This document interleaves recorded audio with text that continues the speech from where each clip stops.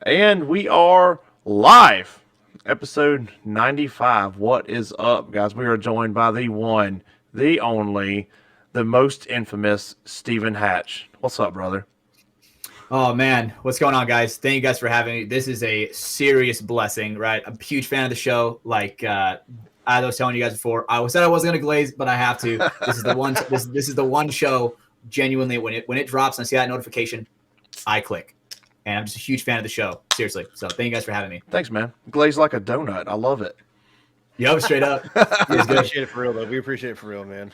You guys are killing it. So everything you guys do. Do you want to make the announcement here that you're leaving from the sideline and joining us full time as a third host? Oh shit! I genuinely, I'm FTS till I die. But if you guys ever need a guy to fill in, dude, seriously, I'd love to be there. You guys, the vibe you guys have, dude, I love matching that. So seriously, whenever you guys need a body, I'm here. I appreciate that. Yeah, Ryan's going, whoa, what the fuck? Ryan's like, whoa. Because I talk about you guys all the time. I'm like, dude, like the Center 50 was talking about this. You know? Yeah. Likewise. We named, and you know, because you're an avid listener, we name drop you guys on here all the time. And the feeling is mutual. Like for me, I worked rotating swing shift for a long time. Now I'm a truck driver, so like long form content is my best friend. You know, if I don't have a phone call, to help me burn some hours, I'm podcasting and music. So, like for me, we'll just jump right into it. For me, from the sidelines, what I like about it is that it is a paintball player podcast where any fucking thing goes. Right. Yeah. You guys are talking about like gaming and shit and stuff like that. So it's like to compare it to, I mean, even us or like play the game, play the game is real like bullet point, paintball. X's and O's. Yeah. And no disrespect to them. Like I love those guys over there. I'm a member of the Discord and everything, but yeah. It's a nice change of pace to go from, like event breakdowns and this and that to just fucking talking about CS:GO and shit. You know what I mean? So yeah, huge fan. And I thank you, man. I really appreciate that, seriously. And I love the diversity that paintball has right now in podcasts. Yeah. For a while, it was like there was 3 podcasts for a long time. It felt like. That's right. Like if you're looking for seriously like. You're so right. You're absolutely right. And now there's like so much. Like look at what Sheldon's doing, right? If you want some serious talks with some real emotion and vulnerability, dude, Shelda is your guy. If you want X's and O's, dude, Play the Game is those are your guys. If you want some funny humor but still all about paintball, dude, Spick and Span Show. And if you want stuff that has a little bit of paintball sprinkled in, but it's the boys, FTS. And dude, you guys, I love what you guys do. And I think you guys kind of dived into it a little bit when you guys were talking about how much you guys love horror movies. And I was like, that is some cool shit right there. That definitely I think is a huge talking point that you guys. Hell yeah. Okay. That is sick. All of this shit, this whole shelf right here is nothing but horror movie stuff. I got like, I'll count them right now because I'm curious. 1, 2, 3, 4, 5, 6. I like it. Yeah, 6 Jason NECA figures and shit. Like I'm a huge fucking horror movie fan. There's a full size Jason bust up there on right there. Part 3. That is so sick. Part 3 Friday the 13th wearable bust. I'm just fucking eat up with it. Yeah, I mean, dude, one time on an episode of FTS, dude, we did a thing where do you guys know what a creepypasta is? Yeah, like that whole internet term where it's like just like a kind of like a scary story, basically. Yeah. I mean, our homework was to listen to a scary story that was like, dude, it was like a 2-hour-long audiobook, bro. I was low-key lost, but it was called Baraska, and dude, that one was low-key freaky. And then at the end of the week, when we come back to the next episode, we talk about it. Yeah, dude, that was so much fun, and I honestly wish we did that more. But when you guys low-key like nerd out about horror, dude, I'm like, okay, boom, that's a part of their armor that. Dude, when you guys explore that, nothing but a great time with you guys. Yeah, thanks, man. Yeah, Daniel's kind of lame. He's not that into horror movies. Like I used to relate more to TC when he was on here full time. Okay. And Daniel's kind of like what's your thing, Daniel? What's your thing? Oh, let's. Oh, bitch, shut the fuck up. That shit has never been funny. No, I was wanting to hear PJ's answer on that for a little bit. No, I do enjoy good horror movies. I'm just not into like the memorabilia and shit like that. Mm. I'm more into collecting like paintball nostalgia, like shit like Okay. that. And Yep. also like I don't know if you ever seen this, but this one's God, also up here such a too. beautiful marker. Oh man, The A bomb's up here too. So like damn, that's those are my sick. thing. That's usually my thing. But for the past like 2 or 3 years, man, all my hobbies have kind of gone downhill. Mm-hmm. So, Fucking kids, feel man. Fucking Yeah. kids. honestly, it's not even the fucking kids anymore. It's the goddamn military putting me in the dirt. Yeah, I mean, dude, with what you were saying, where you're going to Korea. Korea, yep. Damn, dude, that is insane. One, I'm super excited for you. I think that is going to be a absolutely insane journey. Like, and I cannot wait to hear about it.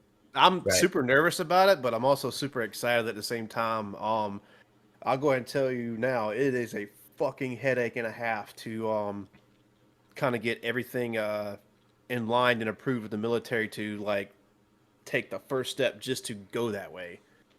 Mhm. Like you had to get like health screenings with the entire family and and it's just a headache. It's such a headache, but it'll be worth it at the end.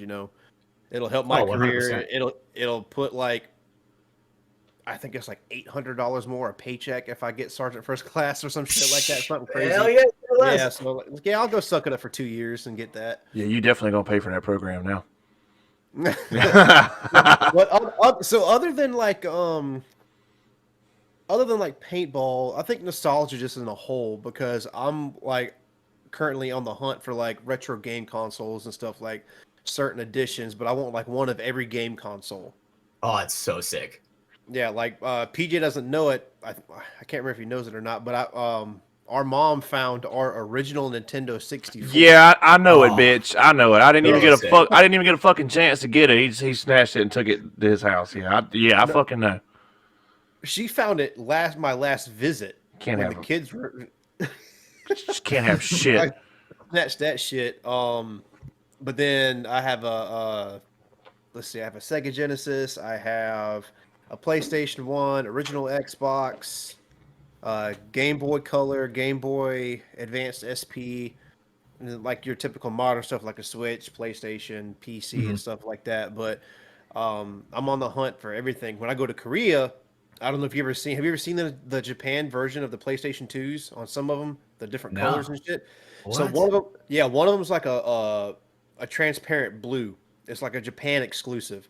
That's like my holy grail for that one. Oh, So when I go to Korea, a flight from Korea to Japan is like $80 per person. hell Yeah. yeah! Yeah, so I'm I'm in. going to Japan, Yeah. Yeah. and they have a bunch of thrift stores for like retro video games and stuff. And I'm gonna go. I think a PlayStation 2 over there was like $80, 70, $80 over there, like exclusives, almost brand new in box. Sometimes maybe $100 or some shit like that. It's crazy. Oh, dude, with $800 extra on your paycheck, dude, that's 8 PlayStation 2s right there. Yeah, know? no kidding, man. Right? Dude, Yeah. the math is adding up right here, dude. That sounds Yeah. like it's gonna be super exciting, bro. I'm super happy for you. U.S. Customs Department. Oh, dude. Oh man, Dickhead. the YouTube is You know- freaking out right now because I'm going back to OBS because I don't have 2 monitors and making sure it's recording. But we're good, so I don't have to click down no more. So there's a couple of tab outs on this video. Cheers to y'all for putting up with that shit. Hey, cheers to you guys. Love you guys. And if you're listening to this, we love you. Seriously. All 3 of you. It's probably the 3 of us are the listeners that we get. Hey, not even, bro. Let me tell you. Fans, man. One, don't even pay attention to the numbers, dude. The fact is that at least the 3 people in this call here know that you guys are producing, at least in our opinion, top tier content, and I'm enjoying it, and I know for a fact there are other people that are enjoying it. So seriously, kudos to you. And the fact that you guys are disciplined enough to keep going with the consistency. That's one thing that we talk about on FTS is consistency. Like, it's, I mean, not a job, but on Tuesdays at 5:45, we lock in, right? Dude, so Yeah. seriously, kudos to you guys. I think that you guys are doing a great job. Yeah. Fuck the numbers. Thanks, thanks, man. I don't pay attention to the numbers as much anymore. That first year, I really monitored them a lot because I was just curious where we were in the space, Mhm. and right out the gate, I was surprised. We don't knock it out the park. We don't get a lot of commas in our numbers, if any. So I'm just just being transparent. Um, Yeah.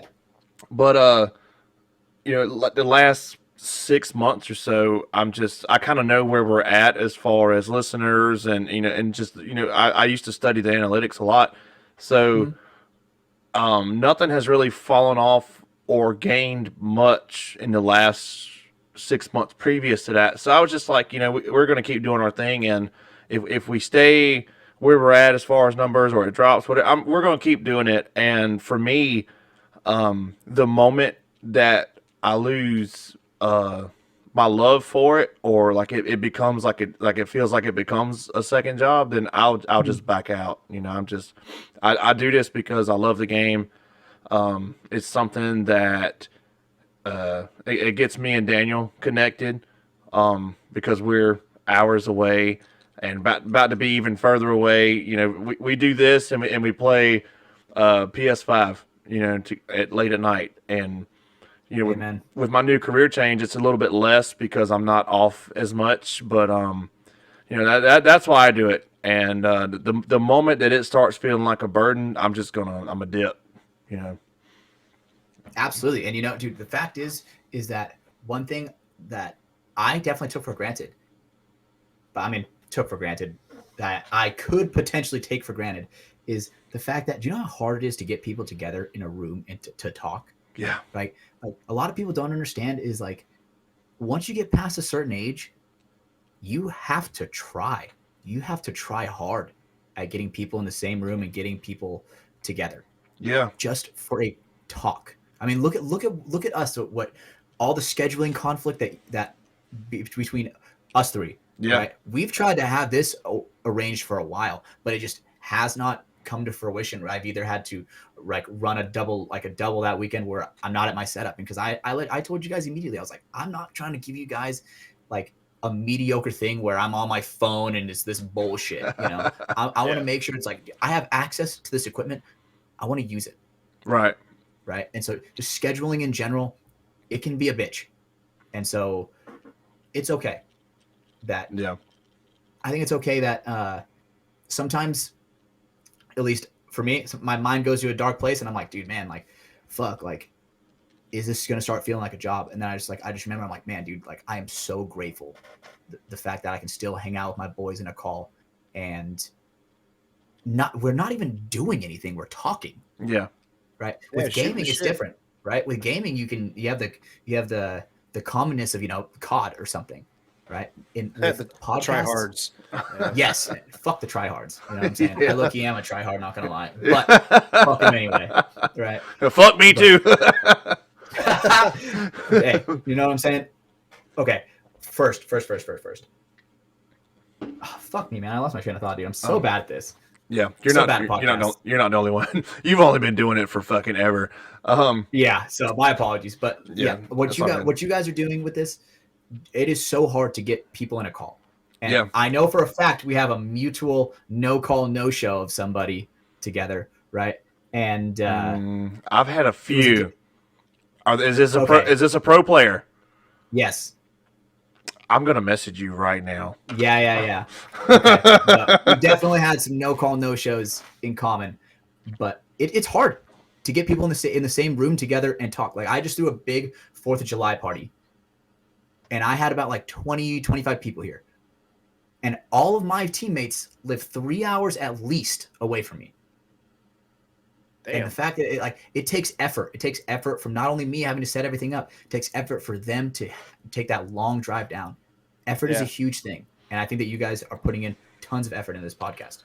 Well, you know what's funny? I'm gonna ramble about this for just 1 second, and like I don't have no rhyme or reason to this whole episode. Like usually we bring a guest on, and there's kind of like there's a talking point around the guest, a team move or a brand push or something like that. We're just kind of hanging out, fucking podcasters being podcasters and shooting the shit. That's kind of Absolutely. that was kind of my which I do want to delve into a couple of things with you, but that was kind of my take into coming into this was just fucking shoot the dice, which that's not a great hand signal. That's not a great PJ, hand. that was not. Yeah. not good. Oh, Yes. dude. Yeah. But This podcast, Can't wait for this episode. But- this podcast is busting, dude. Let's go. literally, but no, what you were saying about scheduling and stuff, I literally had this conversation with my very, very condensed group of friends, all fucking one of us, but not. I'm 32. I'll be 33 next month, and I had a conversation with a friend of mine from high school this last Wednesday, and he just asked me. He's like, "Man, when's the last time we've all been together?" And I was like, "Yeah, probably about 7 years ago when I got married." And he's like, "Yeah, fuck that." He's like, "All these people around us that we went to school with are dying and shit. Every time you get on Facebook, somebody that we know close in age has passed away or moved away or ungodly sick or shit." And he said, "Man, I started doing this thing with my cousins where, every 3 months we do something. We go to a concert, a movie, we go eat dinner, we cook dinner at home, we do something." And I was like, "Well, damn, why don't we do that? If, because there's 6 of us." Mhm. And I was like, "Man, if we can't all get together on a date 2 or 3 times a year, then there's no fucking way we're all that busy." Yeah. Oh, excuse me. So when you were talking about that, that's the first thing I was thinking about, and really, I'm kind of sad it took this long for us to do that. And we actually have our first little shindig hootenanny scheduled in August, so we'll see how that goes. But Yeet. yeah, Daniel That'd be sick. Wayne was the one to come up with that idea. Oh, The what, fucking your little get together. yeah, the biggest epitome of a South Carolina redneck you have ever just think if you asked Chat GPT to make you a South Carolina redneck, it'd be that guy. Okay, But- I like him already. Yeah, I but like that. he's fucking he's good as gold though. He's a great human being. Daniel knows. That's awesome. I mean, I live in California, the most liberal place ever. Yeah. And I got a mullet, you know what I'm saying? Yeah. Mullet don't cover that redneck, boy. You know what I'm saying? Dude, it is. I live in like the one Texas part of California, so I get it, right? Being a redneck and all. Dude, the most famous thing in my town is the rodeo. No joke. Oh my God. So, Damn. dude, I used to ride little sheep when I was young. So, Where are you at in Cali? so I live in a place called Clovis. It's like right next to Fresno, which is ghetto as fuck, Yeah. but it's like the town right next to it where it's not anywhere near as bad, Yeah. but redneck, super Nice. redneck. Fucking Right, California. I'm not allowed in California. They have too many emissions laws. I'll go to prison if I go to California. Dude, California is an insane place. Sometimes the people I talk to, I mean, my teammates have a rule with me where I can't talk to people past 10 o'clock because I just somehow get into these conversations with people that just gets some utter chaos where they end up stalking us, hunting us, or something. You know what I'm saying? Oh my And God. so California is that weird place. So Yeah. I definitely feel you on that. Yeah. Our dad always- doesn't even go out to California no more. He's a truck driver too, and he refuses to drive out there anymore. Yeah. Interesting. Well, he can't. He can't because carb will fuck him up tremendously. Yeah, he's got a pre-emissions truck. But anyways, I went out there several times with him back in the day. Not to delve on this too much, but we used to take some military shit from Albany to Long Beach. It was a dedicated run, and I enjoyed the cross country trips. I was 17 or 18 when we did that, but for me, is a culture shock coming from South Carolina. You get into California, and over here we're all, "Yes, ma'am. Yes, sir. Thank you, please," and hold the door. Mhm. And I'm walking up to a door at a fucking like a In and Out or something, and I'm like, "Hey, hold that," and they're like, "Yeah, fuck you," and they shut the door in my Yeah. face. I'm like, "Oh." Dude, there is. I try to be that different Californian, right? When it comes to hospitality, like I like to call myself an introverted extrovert, where sometimes my social battery runs low and I like to hide, But dude, sometimes I will be like that guy was like, hey, what's cooking good looking? Let him in the door. Oh, dude, I like that. I try to be that difference, but dude, it is a cost on my soul sometimes. Yeah, I bet so. The world must be a California thing on why it's so taxing on me. The world's a shitty place, man. Yeah. Facts. Shout out to In-N-Out. Shout out one time. You know? Fuck Whataburger. No. Yeah, he hates it. Fuck Whataburger. I know it's 24/7 or like 24 hours a day, bro. That saved me when I went to Texas to coach the Oni boys. Yeah. Us and Oni. Bro, that place was awesome. Just because it was open all the time. It was decent food. PJ hates it. When I was stationed in El Paso, PJ went there and he was there to visit, and he ate some fucking Whataburger, and he was like, "This is dog shit. What the fuck?" Blah blah blah blah blah. Bro, I think my problem with it was how fucking and all the Texas guys are. Mark Paris right now is having a stroke probably because he's like oh, you fucking like Burger King. I'm like, yeah, I fuck with the King a little bit, but I went out there and I checked in on Facebook, like checked in. Hell yeah, I got one somewhere around here. But I did a Facebook check-in to Texas, and everybody's like, "Oh my god, go to Whataburger, it's the best!" And everybody hyped it up, and I was like, "Damn, this bitch is about to be like Neptune's SpongeBob burger." Like, hell yeah, we're about to get on this. No. The best is a stretch, but no, okay, that shit was ass, bro. In-N-Out all day. You know, I'd probably have to say In-N-Out just because it's like more fresh food. Yeah. Right. Yeah. And but the thing is, it's not fast food anymore, dude. Like it's sit in line for 30 minutes food. Yeah. You know? Yeah. Like, at least that's how it is in California, where dude, there's always a line that wraps around the building that I'm not trying to wait in. Hell no. That's not me. But. No. I had to go to San Diego when I was doing the border mission a few months ago, and we went to a Marine base to pick some VIP up, and they're like, "Hey, we got like 3 hours to kill. You want to get the community van and go get In-N-Out?" I was like, "Sure, haven't had it in like 5 fucking years." Okay, and we get there, and the line's out the door, wraps around, and goes to the parking lot to like the fucking Walmart or whatever. I'm like, "Yeah, I'm not fucking waiting for that." No way. No way. Nope. This is my hot takes. My hot takes, and then I'm not going to elaborate no more. Two biggest overhyped food chains in America. All right, I'm listening. We're getting canceled right now. Oh shit. Okay. Whataburger, fuck them. Okay. Chick-fil-A, fuck Chick-fil-A. Damn, I low-key love Chick-fil-A though, dude. I will eat it. I will eat it. I will eat Chick-fil-A. I fuck with the chicken minis in the morning. But everybody's like, "Oh, the Lord's chicken, it's the greatest thing ever. Chick-fil-A's lines move so fast." I bet they do move fast. They cook a fucking chicken sandwich or they give you chicken nuggets. Yeah, one of two things. That's what you get. That's what you get. If you mess it up, bro, that is ungodly. If you somehow mess that up. So yeah, they're gonna move you. They're gonna move you through a drive-through line at Mach 10. They're giving you two fucking things. Yeah. So I mean, and the thing is, the half the issue is their lemonade. They're out of lemonade. That's like half the issue. They're like, oh sure, we'll take a lemonade. Then when you get up there, they're like, "Oh, dude, we're out of lemonade." I'm like, "Bro, well now, half the reason why I even came here was that freshly squeezed lemonade." Dude, my 4-year-old never really requests much of anything. He'll request McDonald's. The boy loves McDonald's. But hey, man. We were going through town one night recently, and we were like, "What do you want for supper, buddy?" And he was like, "Ooh, I want macaroni from Chick-fil-A." And I was like, "I kind of want some too." So we hit the drive-through, and I pulled up and I was like, "Yeah, can I get like a 6 count for him and a side of macaroni?" And like, "Oh, we're actually sold out of macaroni tonight." Bro. And I turned around and looked and I was like, "Hey, buddy, you want some fries instead?" He said, "But I want macaroni." I was like, "They're out." Oh my God, fucking broke down, like puffy eye, red puffy eyes, tears. I have never seen him cry that hard over food. I was like, dude, I get it. I had my heart set on that macaroni too. I was like, I get it.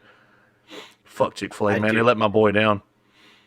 Dude, let me tell you, I'm an avid Chipotle eater. Ooh. That is the one. That is like the thing for the team, right? We know it's everywhere, but I'm gonna relate to your kid a little bit. Dude, when we went one time and I walk up, there's no carnitas, no brown rice. Oh, bro, I actually was angry.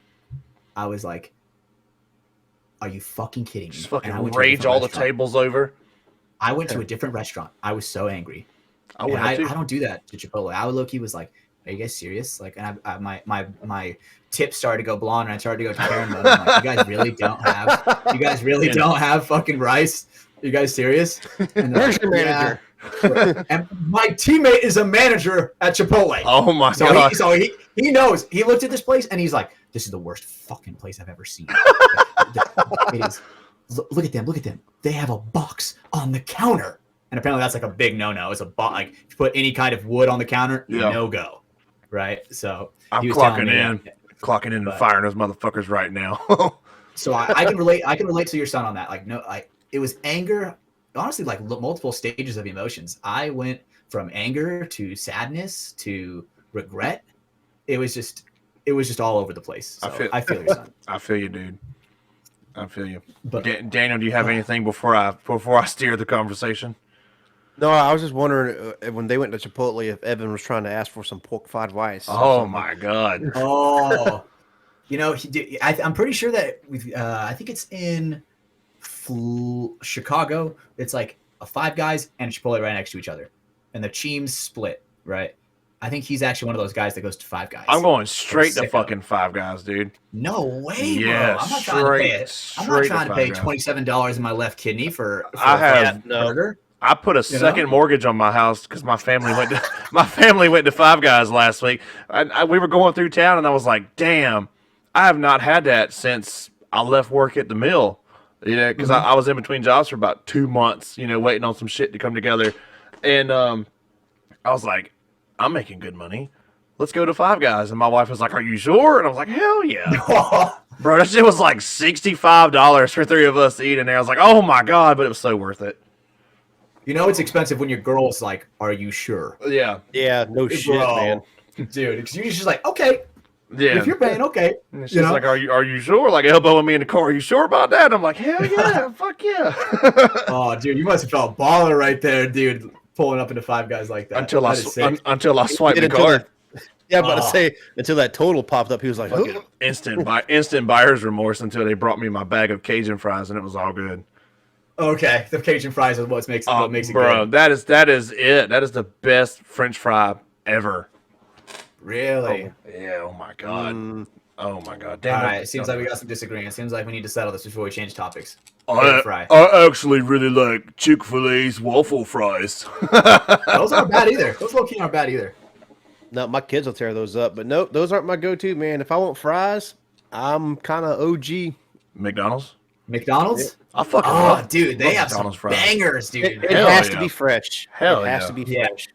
Has to be fresh. You know the I trick? think, Wendy's isn't bad, but what's the trick? Well, I don't, Yellow Wendy's. Was hell yeah. I don't know if they do it anymore, but my dad used to work with a guy. Daniel, I'm talking about Dr. Mac. So Oh, my dad used to work with a guy. He would go into McDonald's and ask them, could they make him fries with no salt? And they'd make him a fresh batch of fries, and he'd go right over to the drink machine and pour salt packets on them and walk out and have have a fresh large fry every time. Damn. Yeah, That's life lucky good. life hack. That's a strat. That's Life not hack. That's pretty good.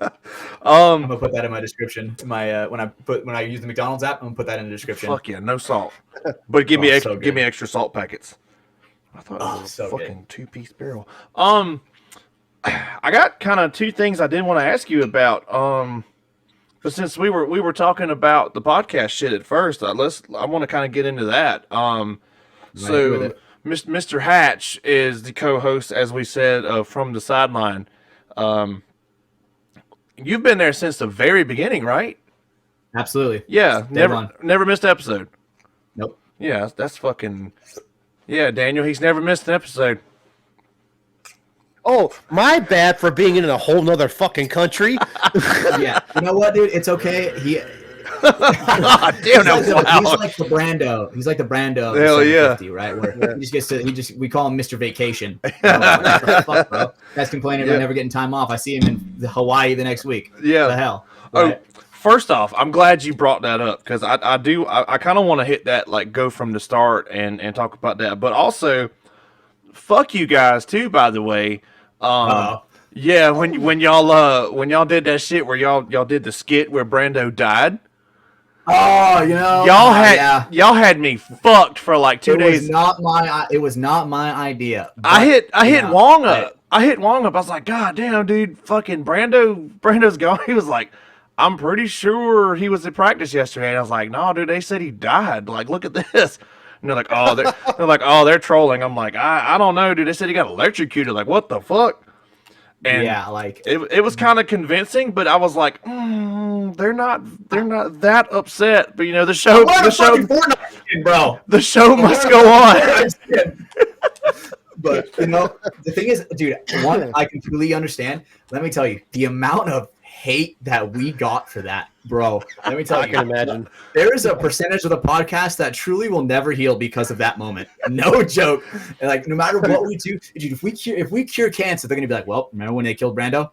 Dude, you know, I was so sad because the motherfucker just got married, like what, the week before or something like that? Literally. Oh yeah, he's my on his God. like honeymoon or some shit. I was like, dude, no fucking way. They just got married and shit. Like, I feel so bad for it. I was about to message his wife and shit. I was like, oh my God, I feel terrible. Oh, and, she was getting so many messages, and she was low-key playing along too. She is like posting at the beach, like a huge panorama without Brando in it. Yeah.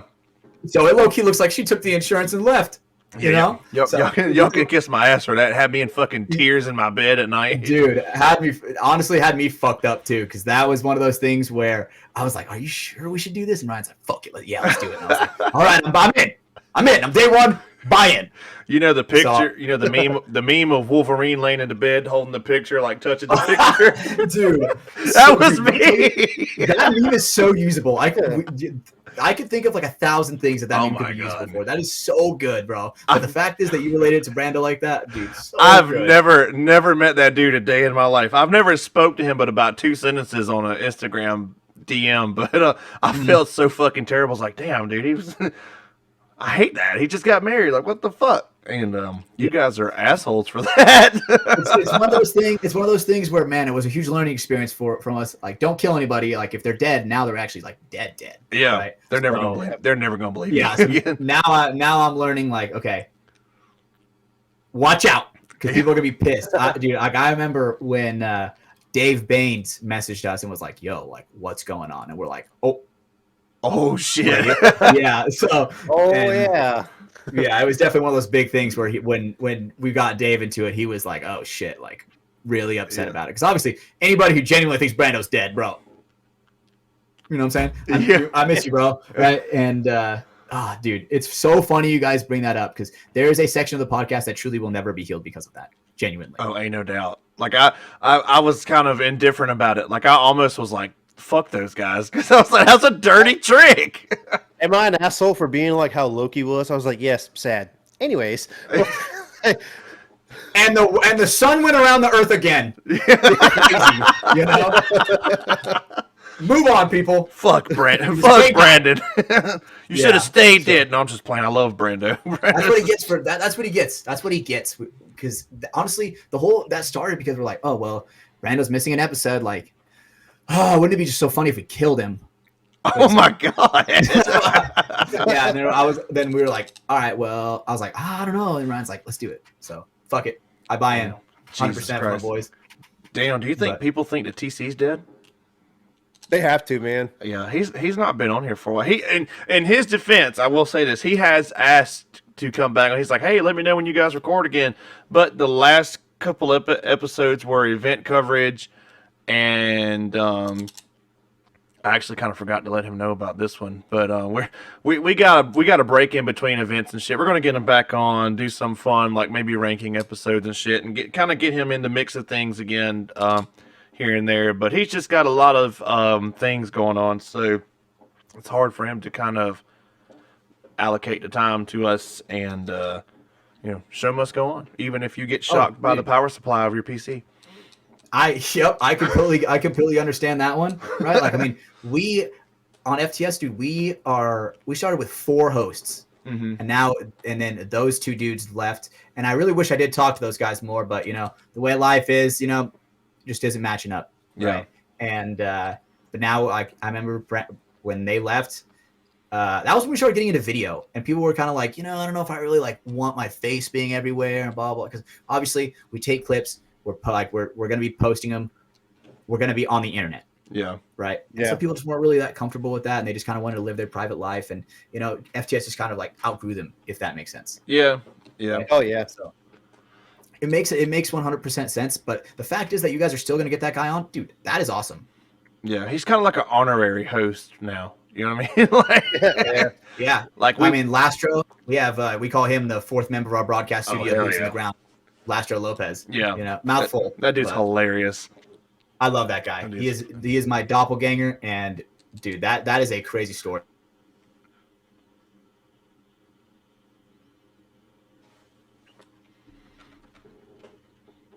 With me and him for sure. Host. Yeah. Ugh. Damn. Definitely. Yeah. I actually listened after he left, because I think that was a little bit before. I think he left a little bit before Wong came on the first time, and that was when I listened. The very first time was with Wong. Yeah. And ever since then, I was a fan, bro. I was like, damn, this is the shit. So Yeah. So I kind of jumped into it right there, but like, for us, this whole thing was Daniel's idea. Daniel was like, "Hey, let's do a podcast," and we toyed with a couple of ideas of what did we want to do a podcast about, and we just kind of landed on paintball. But I guess what I want to know is, where and when did From the Sidelines kick off, and what was kind of the goal behind it, and just kind of talk to us about it, and what it is, who you got going on for the people that might not know. If you don't know, you better know. No, so okay. Originally, we were like, me and Ryan were talking a little bit because Ryan was always, Hatch is always down for some content, right? Whenever I was just a guy that was always I was always at the field, and whenever we like, hey, you want to do some dope stuff and shoot each other? Oh, absolutely, I'm in, right? And so Ryan kind of saw that I was just a reliable guy, and I'm always down to clown, to where he's like, hey, dude, I think you're a guy that has a good personality. I think that we can definitely make a podcast. Mm-hmm. And he didn't even have to ask me twice. I was like, I'm in. And it was just one of those things where, I trust Ryan with his talent. He trusts me with my talent.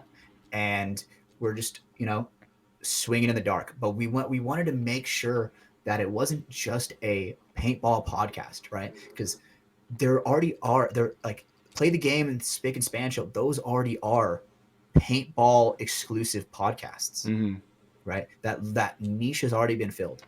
I want something different, right? And we want something different. Like, we want the base to be paintball, because that's how all of us met, is through paintball. But we want to be a paintball podcast that's for the people, like for the boys with a Z at the end. Yeah. The boys. Z. And right. So that was just a thing where we were always like, okay, like, we're talking a little bit too much about paintball. Like, because I obviously, just like with you guys, I can talk about paintball literally infinitely. Yeah. Right. And to where we're like, okay, we're getting a little bit too much paintball. Let's get a good balance. Right. Let's talk about this. And when we try to brainstorm on different ways, like, and then, we did the conspiracy episode with Nick Laval, right, where we didn't even talk about paintball once. Yeah. Right. We talk about just conspiracy stuff. And there are some episodes where we genuinely don't talk about paintball at all. And it's awesome, the fact that paintball doesn't have to be the connector between us to keep us together. We're enough of a family now that we've bonded through type 2 fun of grinding, right? I've been shot a bunch of the paintballs. Ryan's been shot a bunch of the paintballs. Brandon's been shot with a bunch of paintballs. Right. That's the type 2 fun that really bonded us together. And we're like, all right, let's give it a shot. Let's start a podcast and see where it goes. And we just never really, there have been some shaky times, but at least for me personally, I have never been shaken, because I've always believed in not trusting the process, be the process. Oh, right. Okay. Like, and the thing is, I like that saying. Never heard that before. Podcasts have been a thing forever, right? At least for the last 10 years, podcasts have been a thing. Like, the road of podcasts has already been paved. I want to start laying a foundation of something else that veers off from just normal podcasts, right? And then the nicheness of paintball, I want to break off that one and create a whole other genre of itself called For the Boys. Hell yeah. if that makes sense. Hell yeah. So we talk about paintball all the time just because we play it, right? Ryan films it. I play it every weekend. Brando plays it. I mean, we compete in the NXL. Yeah. So a lot of our time is spent together playing paintball. So of course we got a lot of stuff to talk about paintball. If we were whitewater rafters, we'd be talking about whitewater rafting all the time. You know what I'm saying? I mean, shit, dude, that's literally what we're doing tomorrow. Yeah. So the podcast is one of those things where it was a single seed that was planted, and it's blossomed into something that I genuinely wouldn't trade in for the world. The people that I met. Is Evan going to that? I don't think so. That's funny. Being in the Navy and you can't swim. He said something about whitewater rafting like 10 minutes ago. Who, Evan? No, you. I mean, Hatch. You just brought that up like that's old news. My man's talking about paving the way for a new fucking John out here. You know. So luckily, I talk about whitewater rafting, talk about paving the road. Like I'm just the analogy stands no matter what. I'm trying to create something new, whether it be paintball or not. Yeah. Right. And it is just a absolute, I wouldn't say adrenaline rush. It is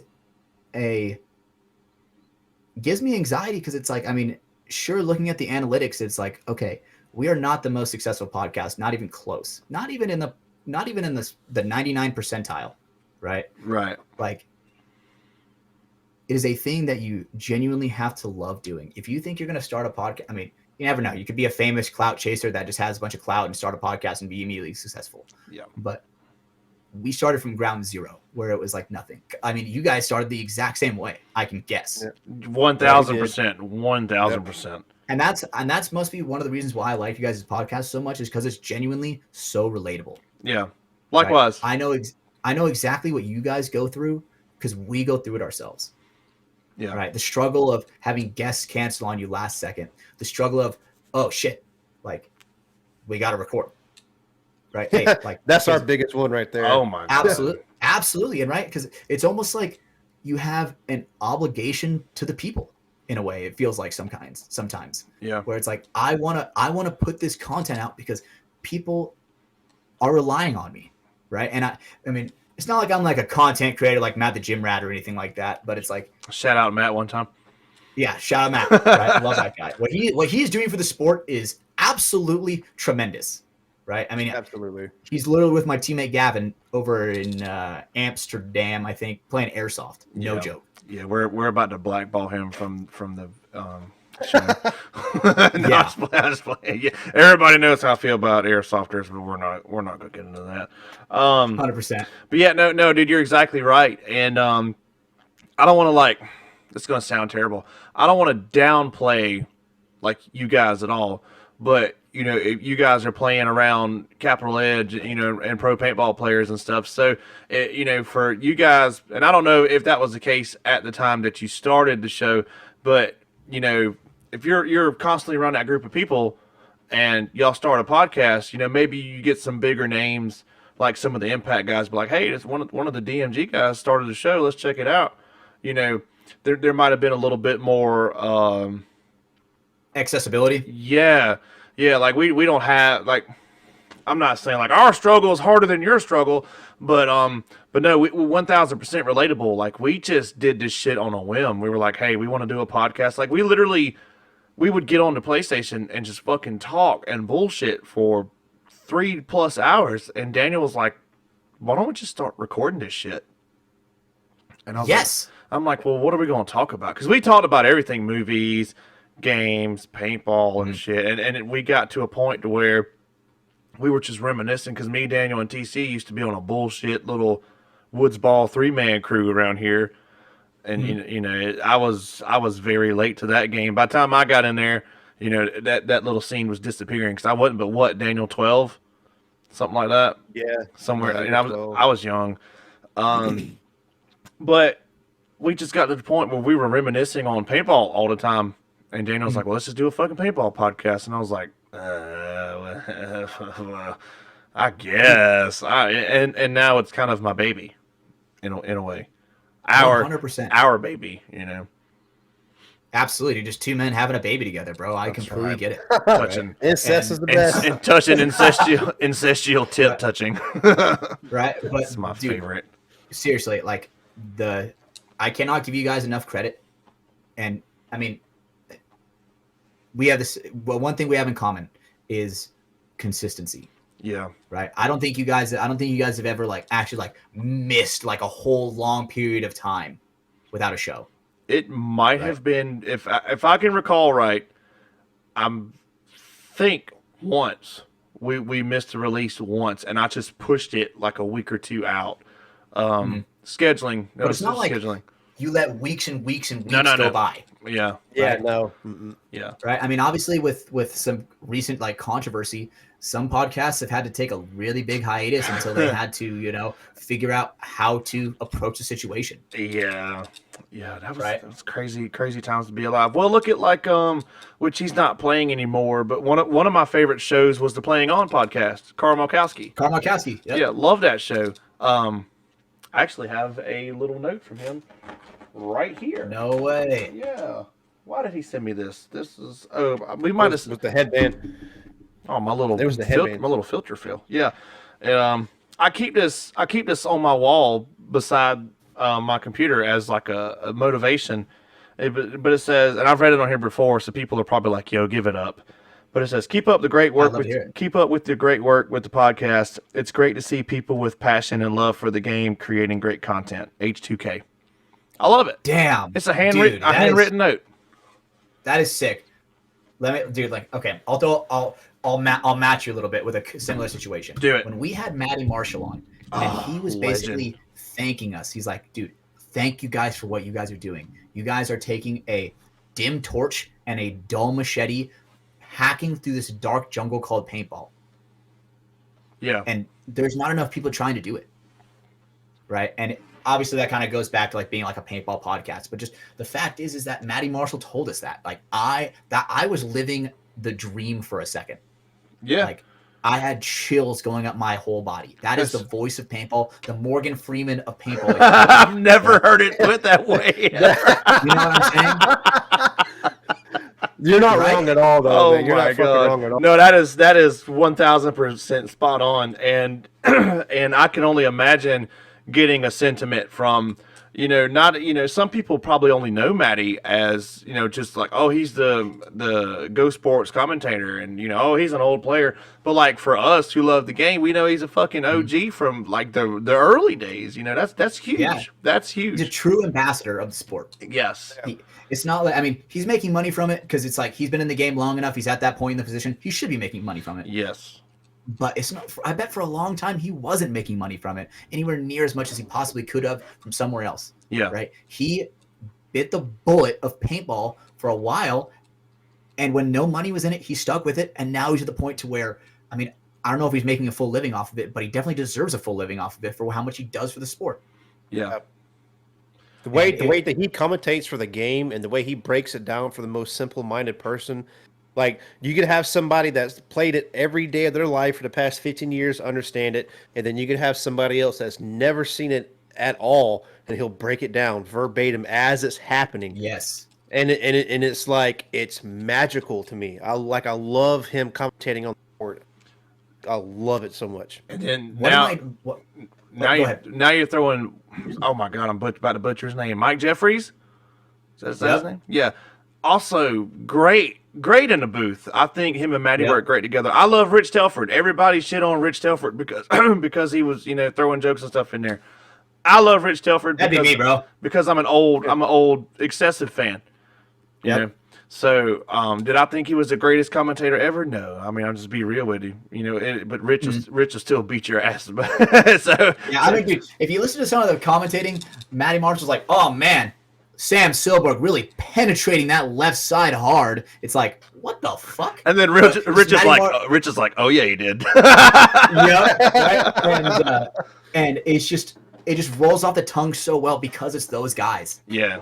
Yep. right? And it's just one of those things where if anybody else was kind of doing it, right, it just wouldn't roll off the tongue as well. And that's why Matty Marshall's been like such a hero. I mean, I had a little bit of taste of commentating on the semi-pro field, right? Mhm. Like the most recent event is where I got to like kind of be in there a little bit more and commentate some matches. And dude, it was absolutely awesome. Like one of my dreams, genuinely. I mean, I'm not coming for your job, Mike Jeffrey, but I want to be up there. You know what I'm saying? Right? Yeah. Like that is one of my dreams because like I was taking that super serious. I was telling my teammates, I was like, hey, yeah, I'm commentating at this time to this time and these matches, right? Like That's a big I'm deal. taking it serious because you, dude. What if potentially I could be the next Matty Marshall? Yeah.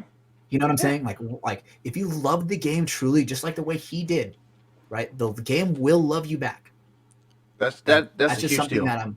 that's just one thing that I'm like always holding on to that dream because like that is one thing that you don't even have. I mean, time shows you cannot keep up with being an athlete forever. Right? Yeah. Time will show and your body will give out. It just takes time. I'm not saying my body's even close to giving out, but sometimes I think about it. I'm like, damn, I'm blessed the fact that my legs work and I don't have knee problems. Right. But commentating is one of those things where you can't do it unless you have deep, high level knowledge. You can't do it the proper way. Right. Right. I mean, you see some of these people come in the booth and they're kind of like, they're saying stuff, but it's like, what the fuck are you saying, bro? Yeah. If I'm a noob watching this, I'm not trying to listen to this person break it down.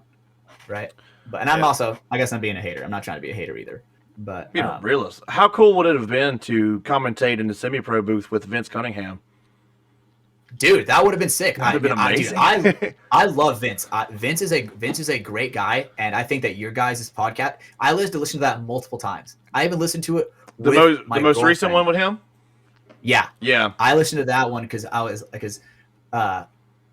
my girlfriend, dude, she has been into paintball like ever since I got with her, and she's like, "Oh, what the fuck is paintball?" You about to find out. she is fully 100% bought in. She knows how to like calculate the scores. She knows how to do everything. Like she is very smart. Yeah. Right. And it's just absolutely amazing getting to that position to where I can bring my significant other into it, where they buy in. And I could never. And she thought it was very interesting with all of the Dan Bilzerian, Marcelo kerfuffle, right? Yeah. To where she's like, I was like, oh, like there's a podcast and these guys have like a big name guest on there, Vince, who like definitely like he's got some juice in the veins for sure, right? So I was like, we gotta listen to this, and because sometimes she comes out to practice with me, and my drive there and back is a total of 6 hours there and back. Oh man. Right? So you got some time to kill. Right. So I got some time to listen to a podcast and she's with me. Right. And she was genuinely interested. And that was a fantastic episode. Seriously. I really enjoyed that one. I don't, I'm sure the sentiment is the same with Daniel, but, we had Vince on a couple years ago. Never had really talked to him. And Daniel, I promise you, I'm about to quit rambling. I'll let you, this is what I'm doing. But we had him on a couple years ago at like a episode 20 something, I believe, maybe 23.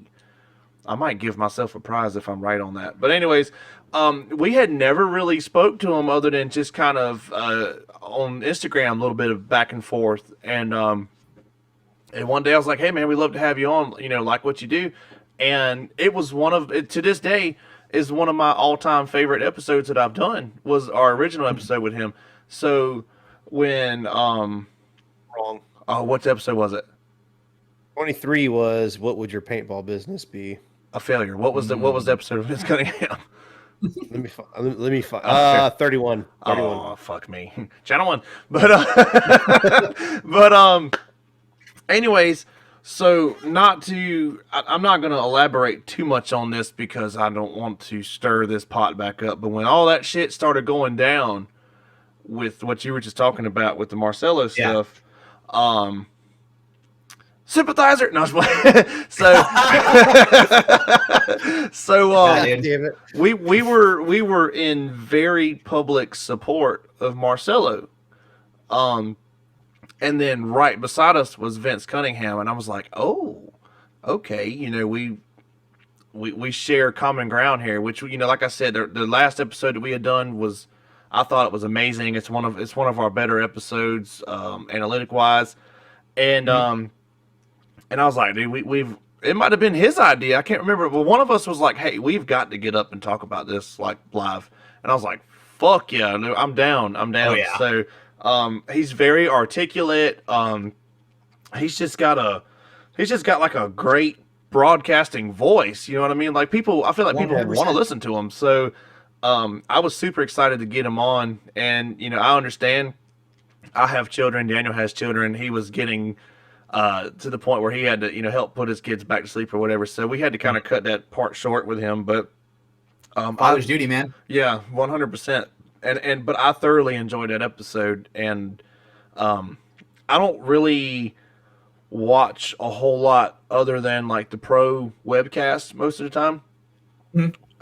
But man, when he was doing the semi-pro stuff, I was trying to catch all of it just because I just thoroughly enjoyed listening to his broadcasting. Yeah. I think the guy who's handling it now, Matt, I don't want to fucking butcher his name, but it's like Fleeby or something like that. He is also a great guy. And I think that that both of those guys, what they genuinely do for the semi-pro field, because dude, let me tell you, some of that shit sometimes gets boring. Yeah. Right.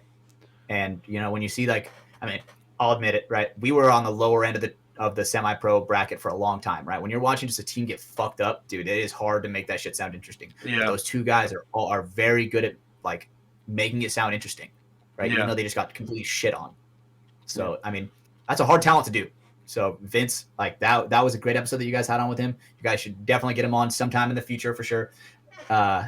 Definitely that was some hot paintball news. I wondered no wonder it did well, right? That was something that it was so insane. I'm just like, this is such bullshit. How is this so hot? I'm gonna drop a little. I'm gonna drop a little bit of something that nobody really knew. I'm not gonna say how, but we almost had, we were able to get Dan on the show if we wanted it. No way. Yeah, we could have had Dan on the show, but at the time that it was presented to us, it had kind of boiled over. The Zazik episode had already happened, and I felt like a lot of the things that I was going to ask were answered. And for me, and Daniel, I believe Daniel's sentiment shared the same sentiment as well. This is the term we say all the time on the show. I just did not want to beat a dead horse. It had kind of died back down. I didn't want to fire it back up, but I had some questions that I might would have wanted answered, but it wasn't. It was just kind of like, for me, I would have felt like I was trying to squeeze the last drop out of wringing out a dish rag.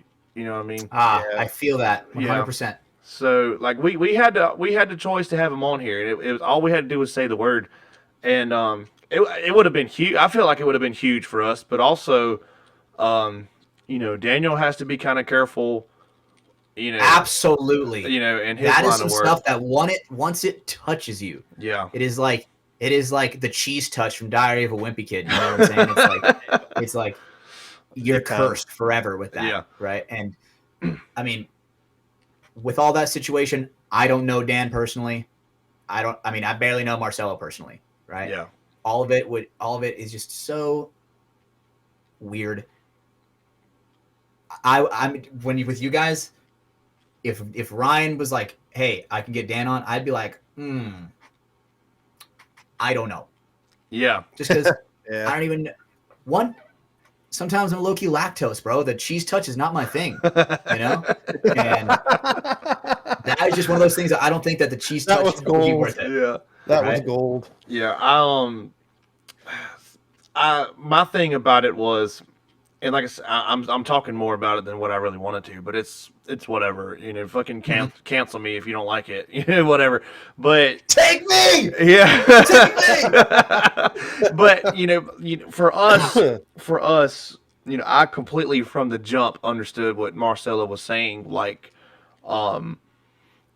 you can have conversations with people with differing opinion, and that's not word for word verbatim what he said, but when the opportunity was presented to us, I was like, I don't share his views, but if we can have a conversation, and I'm willing to listen to anybody. If if you just don't like a certain group of people, I'm like, why? Like, to me, that's kind of stupid, but whatever. Maybe I can sway your opinion. I doubt it. You're going to try to sway my opinion. I doubt it. But at the end of the day, it's so easy for me just to agree to disagree. And by the end of the conversation, I understand you more. You know, I might be like, hey, I'm never going to talk to this piece of shit again. Or I might be like, he's a little misguided, but, you know, he's good people. You know, so I wasn't completely against having him on for that reason. The whole thing was just timing for me. So that it would have been cool, but the timing I felt like was like we were reaching for for content, not really content, but like viewership and followers and shit. Like I didn't feel the need for us to go that route. To be honest, I understand that. And when you're feeling like you're like, it's like when you try to be cool. You know, when you try to be cool, you end up looking so fucking stupid. Story of my life. But the people who are cool are just laid back, you know, chilling, you know, kicking their feet up. Those people are cool. Yeah. Right. And they don't have to try. But once you're like reaching for it and trying to like be something, you know, I definitely see exactly what you guys were going for. Yeah. So I respect that decision for sure. I even talked to my wife about it. I was like, what do you think? And she was like, whatever you think. I'm like, yeah, that's your fucking answer for everything. But all right, I'll figure it out. Ain't no big deal. But kind of steer it back to your guys' podcast. Okay. How many episodes are we at right now with From the Sidelines? Oh man, we just recorded 155. So 156, 3 years is going to be the next show. And we're actually going to be recording it next Friday. Yeah. We do everything a week in advance, right? So people from our Patreon can get that episode that night and have a whole week ahead to process it before anybody else can even get it, right? Yeah. And so it's going to be a little bit late to those guys, right? But we're not missing an episode. We're just a little late. Yeah. We're doing a drinking episode, which drinking is like my kryptonite, bro. Like I don't know what it is, but sometimes I just can't do it. But I'm gonna force myself for the boys, right, with a Z at the end, and we're gonna proceed to absolutely get smashed and have a good time. I have no idea what's gonna happen. I have no idea what we're gonna talk about, and I mean it's probably just gonna be like nostalgia talking about. Oh, remember when we did this? Remember did we end up talking about this? Yeah, remember when we killed Brandon? Yes, exactly, right. I am totally gonna talk about that with them. I'm like, dude, they were grilling me on Brando, dude, killing him. About to fucking block you guys. I mean, Brando, he's one of those things where, dude, the guy's a surgeon. You know? He can't indulge on the alcohols too much. But when he does, like, he's like, all right, I'm gonna go crazy, right? I mean, I went on vacation with the guy, so whenever he does let loose, oh man, it is a great sensation, if you will. Yeah. Right? Because I'm chill, he's chill. Because usually, you know, he's got a big boy job. He's kind of uptight. You know, when I get to see him relax, it's nice. Yeah. So seeing Ryan unwind a little bit, it'll be nice, kind of reminiscing on some old memories. I mean, you guys probably have plenty of those situations where you're like, oh, did I talk about that on the podcast? I don't want to say the same story twice. All the time. I'll tell the same story. This is my fucking show. I'll tell the same story 10 times. Right? I'm just like, I'm gonna tell it. You guys are gonna enjoy it, and I don't care, right? So I'm not that popular where people can be telling me I'm repeating myself. Yeah. You know. But shit, man. Yeah. So 155 we just recorded, and we're about to hit the 3-year mark. That's awesome, dude. Do you ever feel a point where you're like, I guess burnout would be the term. You're just kind of like, I'm kind of. That is a great question. Like the gas is running out of the tank. Running low. Okay, so do you want my honest opinion? Hit me. This is my honest answer. We're fucking wide open here, dude. Here we go. Have I ever been shaken or hit with burnout? Not even once. Damn. Not even once. Yeah. I knew that when we're like, okay, FTS to the moon. Bro, I'm a fucking ride or die until that fucking hill. Right. Yeah. And we're going to, I mean, there have been plenty of times where like me and Ryan have talked on the phone. We're like, dude, like what the fuck is going on? Like, and he's way more of an analytics guy than I am. Mm. Right. I am just the guy who I enjoy doing the show for what it is. Right. And me and him had a conversation. We're like, dude, you know, maybe you should stop looking at the view so much and just live in the moment. Right. My teammate, Paulie Clava, that's what I call him. He he told me this saying that has always stuck with me, and I've used it very much recently, is be where your feet are. Right? Don't try to look at all these things of potentially what the future could hold and all this what ifs. Like, what if we're not successful? What if we don't get views? What if we don't get blah, blah, blah? Be where your feet are. Be in the moment, because you genuinely never know. Like, and FTS, it's gonna come to an end at some point. Everything that has ever lived is going to come to an end at some point. Right. Right. And I've accepted that fact. Is it going to be anytime soon? Absolutely fucking not. But one day it is going to happen. And yeah, I have myself have never been shaken by. I mean, there have been people that literally like talk mad shit about us, right? Like, oh my god, these guys are trying to do so fucking hard, right? And we've gotten some pretty fucking hateful DMs from like some obvious burner accounts, obviously. Yeah. Right. Yeah, we just had our run-ins with that shit. Right. And so that stuff, it doesn't even faze me, because I'm like, dude, this guy's hating on me enough to send me a message. What a jackass. Yeah. You know, it's like, who is really more desperate?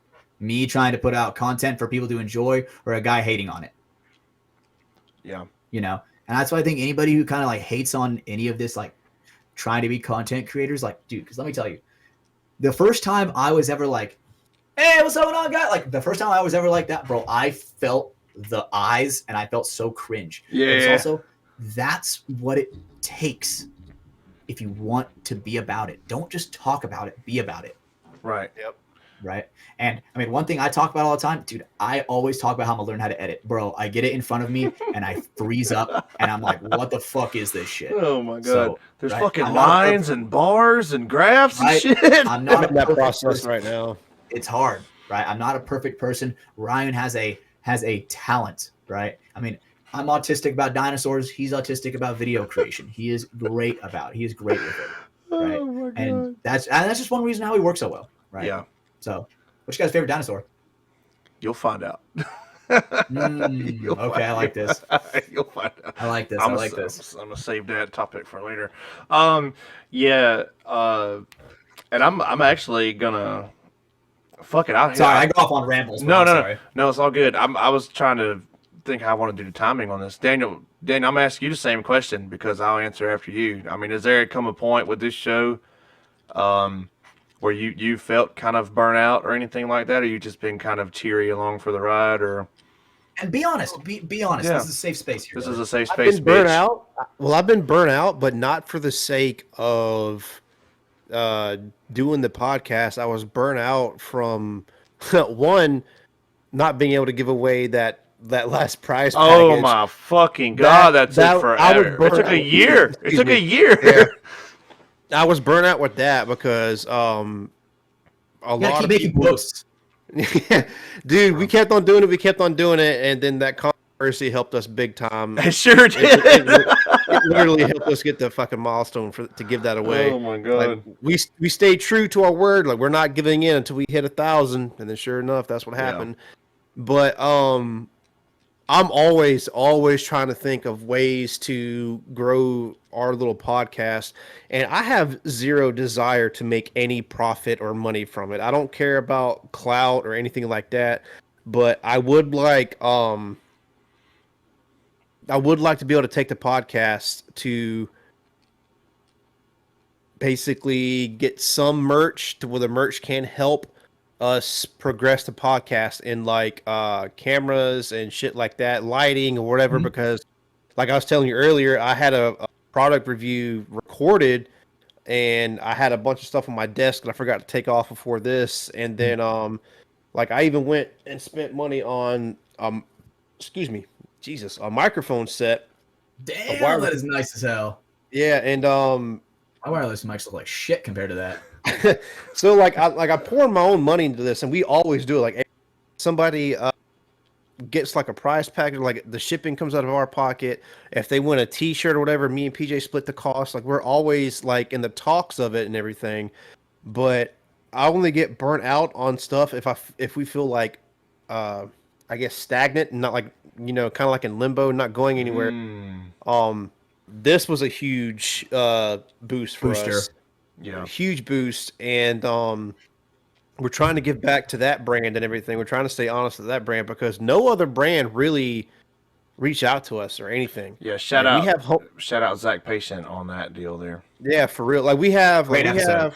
Thank you. thank you, man. We have like homies and stuff that have brands and shit, but nobody ever reached out to us or anything. Hey, would you mind helping? Like we don't want free shit at all. I have enough of shit. This whole corner is shit. This whole closet right here is shit. Mine's out of view. Yeah. And like everything behind this camera and everything over here on my own little shelf that I have my collectible guns and my closet in my man cave is full of shit. I have a aircraft parts box that is about as big as a fucking desk, full of old paintball gear. And like I don't want free shit. You know what I mean? Like if I want something, I'm more than well of a position that I could just buy it and it's not going to hurt me. But I want to be able to put money back into this podcast and not have to constantly dump my own money. As selfish as that sounds, you know what I mean? Like if like I guess You feel piece of invested shit. in. I want this podcast to feel invested in by I want to sponsors spend and by y'all's people. money. No, I completely understand that, and I'm gonna tell you about that, about spending y'all's money. When it comes like the Patreon, that is a great way to where it's like we have built a little community in there where the people who are obviously generous enough to give us a little bit and like that we don't get any of that money. That goes immediately into the podcast, into shipping when it comes to sending stuff to people, the software we use, right? Merch stuff that we have, because nothing in this world is free, people, right? Yep. So we have to invest, and that's what the Patreon is one way is one avenue that we've seen to where if people want to support us, they can, and they know that like it is a surefire way to where they know that it is helping us directly. Yeah. Right. That's one thing that we did. So I think with what you guys are doing, Pro DNA, that is awesome. Thank Seriously. We appreciate it, man. Like we were talking with because like if we're in the socials on Instagram, it's a 50-50 chance you're either talking to me or you're talking to PJ. 9 times out of 10 people are talking to PJ because I can't have my phone when I'm on top of an aircraft working and stuff. If you're having intelligent conversation, you're talking to me. If you're shut the fuck up. But if you have typos, obviously it's me. dyslexic bitch. Well, we were talking with Marcelo, and I shot him a message, and I was asking, "Hey, what camera do you use for your videos?" And yada yada. Recorded about 2 videos worth of product reviews for Pro DNA, and the quality just did not turn out the way I wanted it to. I stayed on OBS for a while. I was messing with settings. I went to go in the settings of the camera. It's a 1080p camera, but for some reason, it's just like the quality of the product is not. It's like very grainy and everything. I've tried about a day's worth of research and messing with the settings. So I was like, I just gotta update a camera, get a better camera. So that's like, if I'm gonna dump money into it, then I'm gonna dump my own money into like giveaways and other equipment. But it would be nice to be able to use a sponsor or whatever, have the podcast kind of essentially pay for its own upgrade. That would be ideal. Yeah. But it's not going to stop me from wanting to do this podcast if I have to dump every single fucking penny into it. Like, I don't really fucking care. But it's just like a mental mind stone for me. You know what I mean? Absolutely. It's a business, right? I mean, at the end of the day, like whether you like that term or not, it is a business, right? And it's a brand that that all of us are obviously trying to start with our own thing, right? Yeah. Like the Center 50, that is a brand, Yeah. right? From the sidelines, that is a brand, right? And so we're trying to expand the brand by whatever means necessary, and it costs money, people. Like nothing is free. So I mean, it's a huge thing that people do not understand. People just assume that you get all this shit for free, bro. We've had to make that clear on this show so many fucking times, man. It's not even funny. Yeah. People think I get shit for free. Bro, no, I do not get shit for free. I don't get anything for free, right? All the stuff that Hormisa sent me was to give away. Yeah. You know? Yep, same. Right? So, I mean, okay, I guess I did get some free stuff with Nectar. Shout out to Nectar. Those guys are great. Nectar right? one time. And, yeah, so free stuff, it's not, for me, it's more about, like, I support products that I actually genuinely like, right? Like, obviously, you guys with Pro DNA, you guys have used those products. You guys stand by it, right? With Hormesis, we stand by Hormesis, right? And like Nectar, I mean, I drive 6 hours for practice sometimes, right? So throwing a little upper decky neck and schmecky, right? Sometimes that energizes me a little bit. Boom, sick shirt right there. Yeah, but going off of what Daniel said, the idea of a Patreon has been in the back of my head since almost day one, and it was one of those things where I was like, I'll visit it in a year, and then I'll visit it here. And for me, like all jokes aside, and Daniel's gonna think I'm probably throwing shade, but when it comes to the show, I handle all the shit on the back end. I'm recording, I'm editing, I'm uploading, I'm doing this and that. And that was we just started delving into the video side of it. So I've talked with Daniel, and we've started the YouTube. I handle the YouTube videos and shit for the podcast, which is why they're so shitty. I'm kind of letting Daniel, like YouTube is going to be his baby. He's going to be in the reviews and whatever content, shorts or whatever. Awesome. And I don't get around the field as much as I'd like to, so I'm kind of letting that be his baby. But for me, in the show, making a Patreon, I don't know for me what I could give for an incentive to join the Patreon, because there has been many times, I'm going to say over 50% of our episodes have been recorded. We usually do a 12 a.m. Monday morning release. I have hit the schedule button at 11:58 on a Sunday. We have just, we record at like 8, 9 o'clock on a Sunday. We get done. I cut it all together. I condense it, this, that, and the other. And then I upload it. And then I would go to bed.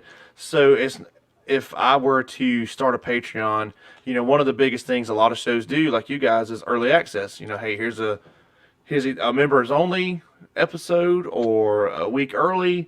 And I just, sometimes, especially now with this new career, It's time consuming. I think I would struggle with consistency on that, because now we're at every other Friday or Saturday recording, and I'm just not sure what I could give to a Patreon to convince people to spend their money on that. Absolutely. That is, so one thing that we added. So what we do is the second we are done recording it, we upload it audio only, to where if you want to listen to it that night, you can listen to it. Yeah. And we also do this thing called the post show, where right after we're done recording, we will record for anywhere from 25 to we've had it like an hour, where it's just we're at the end of the call, where it's uploading, it's everything's being edited, and we're just kind of sitting in there, just obviously being a little bit more explicit, right? We're like, it's behind a paywall, right? And we're not going to get demonetized by YouTube or anything like that. So, you can be a little bit more of yourself. Yeah. Right. A little bit less PG. Right. Right. Because I get it. I don't try to say fuck after every sentence, but sometimes it happens. That's right, Daniel. Hey, no. I get it, brother. I get it. I got a bad habit myself. I get it, brother. So y'all keep talking. I have to take a piss. I'm about to piss myself. So I mean, dude, but I understand that whole struggle with you're like, oh man, we had a very long stagnant with that, where we were like, man, we do the only thing we have to offer is a week early show. Like, that is not worth it for people. Yeah. Right. Yeah. Let's get we need to give them something that is extra, that's worth it. Right. These guys are giving their hard-earned money to support us. Yeah, I've been trying to brainstorm on that, because I didn't take what PJ was saying as shade. I always try to give him credit when he's putting these episodes together. For the longest time, he was way more able to do it because of his swing shift stuff. And half the time I have to be up getting 2 toddlers ready for their little daycare / pre-K stuff at 4:30 in the fucking morning. Because I have to be in, I have to be in formation no later than 6:15 or something like that, and it's a bad commute from where I live to where my base is. We kind of shot ourselves in the foot with picking this location to build our house, but I've been trying to brainstorm a lot, or do whatever I can to take the some of the weight off of his shoulders. I try to come up with topics. came up with a lot of the ranking episodes and stuff like that. And we kind of go 50-50 on the guest or whatever. Like he did a I can't give this dude credit enough. He did a great job of when I came home from my UCOM tour over in Romania. He had Alex Frazier, Carl Malkowski, and Matt the Gym Rat, like all like 3 huge names, like right there to talk a little bit, you know, like kind of like, hey, welcome back, dude. Like, you know what I mean? Like that was huge. Like Wow. I felt, yeah, it was fucking huge for me, you know, because like, damn, this little shithead actually did this for me after let my dad shoot him on the toilet butt ass naked with my paintball. I'll never fucking do it again. But like I always try to brainstorm. Like I send him question. Like I'll type something in. Hey, what do you think about us doing this? Question mark. What do you think about us doing that? Like I try to take whatever weight on the creativity side off of his shoulders as much as I can. I try to tell him to like give Zach Patient my number, but like him and Zach Patient are like this. That's my buddy. That's Right, my you know what I dude. mean? Yeah. That's my dude. Like more power to him. Like that shit don't hurt my feelings. And then I'm just trying to take some of the weight off of his shoulders, especially now because he has that new career. You know what I mean? And then we for a while we would try to pressure TC to come back on the show. Like, hey man, are you ever record? What do you want to do? Because we started it with him and we didn't really want to do the show without him, even though some episodes he was like quiet as a fucking mouse because he just doesn't Brando really style. yeah, you know what I mean? But like we always love having him there. He doesn't keep up with the more current events. Like Yeah. he's great for nostalgic episodes, like like More really. hypothetical stuff. Yeah, I would have a good one that he should have been on was the ranking the Timmys episode. But hey, like I said, I like that episode. thank you. He's just in the middle of some shit, and it just the timing was not great. But yeah, like you know, with this new job that I got going on, and don't get me wrong, I'm forever grateful for it, and I love every second of it. But you know, I work weekdays, and I usually leave my house by no later than 4 a.m. Like I'm gone and out the house by 4 a.m. Sometimes 3:30. So to kind of round it back to the burnout topic, you know, just kind of vibing off of what Daniel said. I've never been burnout on the show itself, right? It's never really been like, oh great, we got to record tonight. Oh fuck, I don't know why I do this. Sometimes it's like, fuck, we got to record tonight, and I am exhausted. Like the last couple of episodes, you can see, you could tell it. I am just tired as shit. Like this.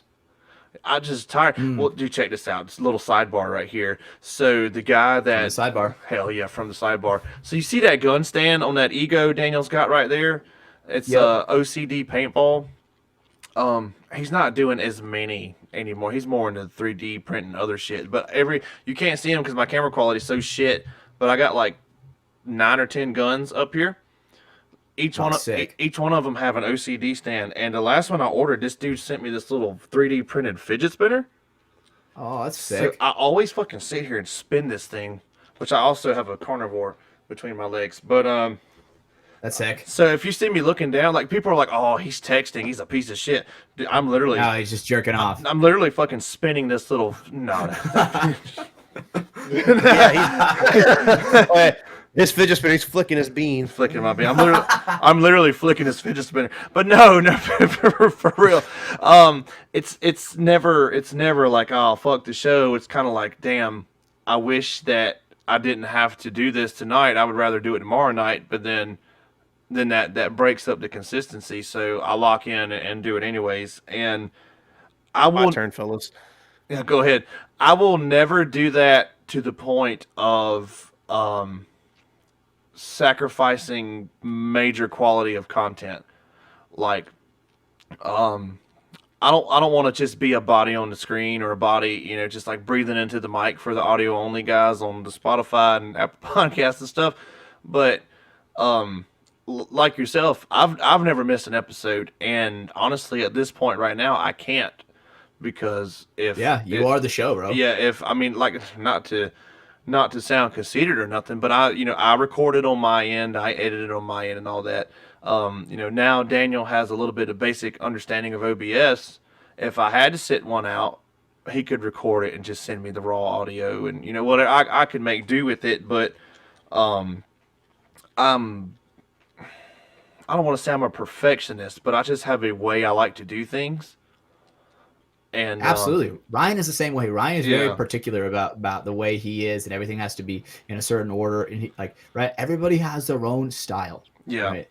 Yeah. Different strokes for different folks. Yeah. it doesn't have to be perfect. I understand we're doing this shit from our bedrooms with Amazon microphones and shit. Oh But yeah. I have a certain way I like to do things. So like if Daniel were to send me a raw recording and I'm like, oh my God, this quality is trash. Like you had this shit on 240p. Like, what are you doing? Then I would want to scrap the whole episode, and then he's done put in the time to record it and bring somebody else on or whatever. So sometimes I do feel a little bit of burnout, but it's never because of the show. It's always just like timing, just like bad, like, how do I put it?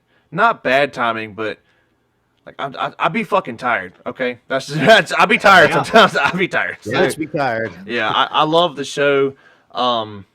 If we're handing out flowers here, I give Daniel massive credit. He reached out and had our logo made. The logo was actually an animated version of himself, a picture of himself. Sick. And I think it is a super fucking dope logo. Like it makes me proud to see it because just like you said earlier, it's a brand. Stands out. It's a Yes. brand, and longevity. I'd love to make like a Center 50 apparel brand. Maybe a Center 50 jersey. We've talked about this in the past, and I have an idea on. I have a vision for a jersey, and I don't know if it'll sell.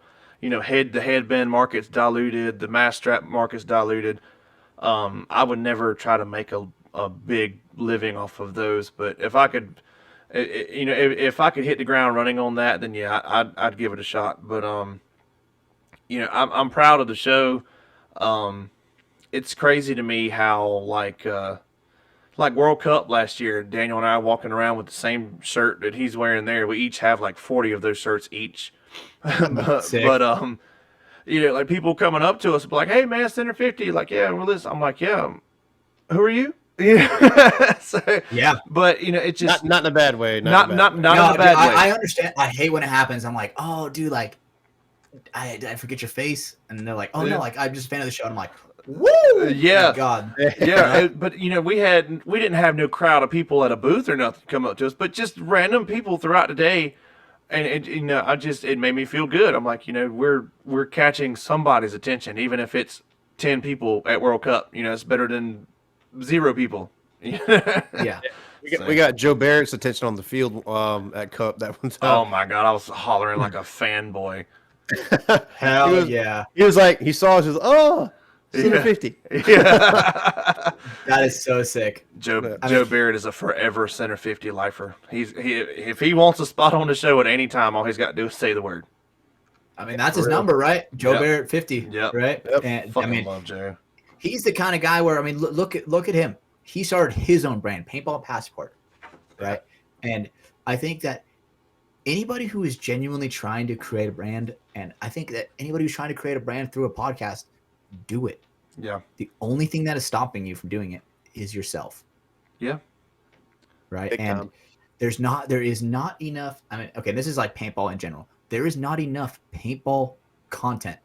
If I were to look up NFL highlights, I would probably die before I ended up finishing watching all that footage. From old age, no joke. Fucking phone have Like- a meltdown. Exactly right. But like eventually, like if you look up paintball highlights, or paintball content, eventually it ends way sooner than later. Yeah. Right. And I like to look at this as like, we are cementing in paintball history like our imprint or our take of it, right, Yeah. for the time.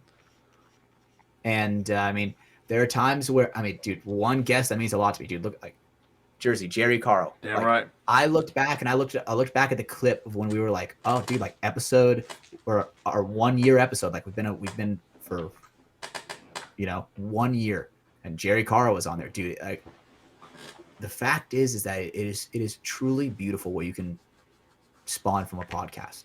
Yeah. The stories you can hear, the people you can meet, right? I mean, I've had a guy, I mean, I'm not trying to get all like crazy emotional about it, but dude, I've had a guy where he was like, dude, like some of your advice saved my life. Yeah. And whenever I heard that, I was like, holy shit, if I can do that for one person, it is all worth it. Yeah. Oh, that's fucking huge. Always. And, the whole mental health epidemic that we have right now, podcast is one of those ways where, people who are complete introverts can listen to a podcast and enjoy it and feel like they're part of it. Yeah. And that's one of the things that we try to do. Yeah, that's one of my biggest goals, and I've said that before on here. I think you guys do a better job of it than we do, because I say it, but we don't always per se live it. But it's kind of case by case. I've always said with this show, I want it to feel natural, and not so much bullet point and Q&A. My vision for the show was, when we started talking about a podcast, I was like, all right, 3 homies packing up their gear bag after a Sunday practice, just kicking the shit. What kind of conversations are you having there? You know what I mean? And I try to keep it relatable, and I like for the listener to feel like they're sitting in the room with us, like that horror movie podcast, or just horror genre podcast that I talk about all the time. I literally feel like I'm sitting at the desk with those guys. Like they just provide that atmosphere, and I try to emulate that, but it's not always that case. Like we had Chris Shear on, and he was like, is this like a Q&A? Or I was like, no, dude, it's like a flow. And that motherfucker was Q&A from start to finish. It was like, so tell me about a time where, and after the fact, I was like, that did not quite go how... I mean, it was great. It was a good episode, but it did not quite go how I wanted. But, like, from the sidelines, I feel like you guys do a much better job of just 3 homies hanging out, just because you guys... we try to keep it a little more paintball than what you guys would. And in the back of my mind, I know that's what you guys do, so I don't want to... copycat would be the word. It's not quite where I'm looking for, but I'm like, all right, that's kind of that's those guys' niche. I'm stealing content eventually. Yeah, I just kind of reel it back. I'm like, let's kind of keep it paintball, but lighthearted and just natural. But it doesn't always work that way for us. So. Well, one, to respond to that, thank you. I really appreciate the kind words very, very much. And, some things that we convey to our guests is like, the first hour, we'll ask you some questions, let the audience kind of like decipher our voices, learn a little bit about you, your personal life. Mm-hmm. The second hour, anything goes. Anything goes, right? And that's when, how many times you sitting around with your boys like, man, I totally think we could kill a gorilla. Like that shit happens all the time, right? Oh, yeah. Oh my God. I think with what you guys were talking about, where you're like, oh, like I don't want to feel like I'm stealing content. One, that isn't even possible.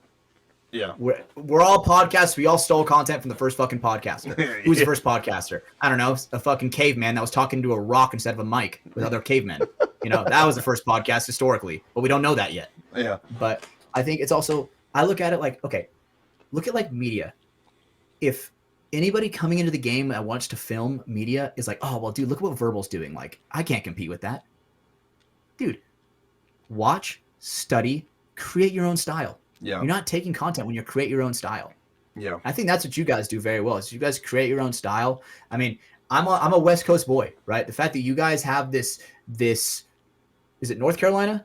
South Carolina? South Carolina. You guys have this South Carolina vibe to you that I could never even replicate in a million years. Yeehaw, brother. You know what I'm saying, brother? Right?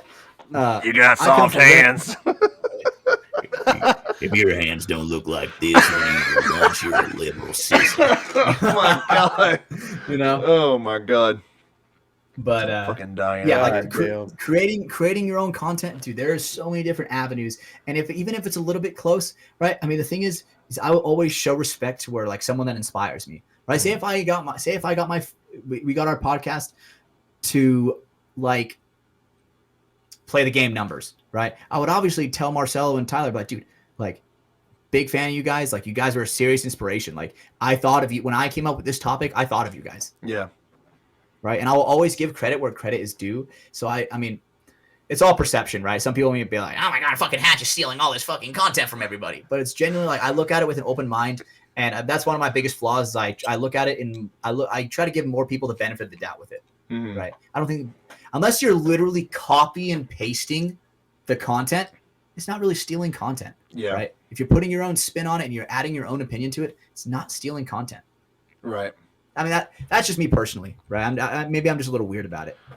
As paintball players, paintball players are a bunch of bitches, right? We complain about That is a fact. We complain That about is a everything. fact. But also on the other end of that spectrum, the TISM spectrum, the other end of it, you know, what we also do is we live in the shared space pretty well together. So, like, for me personally, if I don't really have an example, but like if you guys come up with an episode and I'm like, oh, and I listen to it and I'm like, damn, I could add this and this and this to it. If I decided I wanted to run with that, for me, if that was our next episode, I'd be like, hey, I was listening to From the Sidelines last week and they talked about this. I want to do the same thing. Like, this is what we're doing this week because that was a great idea. You know, so I would give the credit where the give your credit own opinion. Right. I'll give the credit where the credit is due. I'm not going to be like, oh, I totally came up with this idea on my own and those guys are fucking copycats. No, it's just, you know, we all, for the most part, we all kind of live in a shared space and it's a shared camaraderie together. So, like, if I don't know that any other podcast, paintball podcasts, and I could be wrong, have done many like gear ranking episodes like we have. We have done but like 3 or 4 of them, but I have not seen not one. I don't think. You want to know why? You want to know why? Because we're People are great. tied down to sponsors. People are so scared to speak out. Like, oh, I'm sponsored by Planet Eclipse. There's no way I could talk about a whole episode about tinnies. Yeah. Right? Yeah. It's also like, right? You guys aren't tied down to any of that bullshit. Right. And so kudos to you guys for that. The fact that you guys are that is a niche part of content that needs to happen. That there are people that are waiting for bigger paintball podcasts to talk about that. Yeah. But like if like we did 2 or 3, we're 3 I think we're at right now.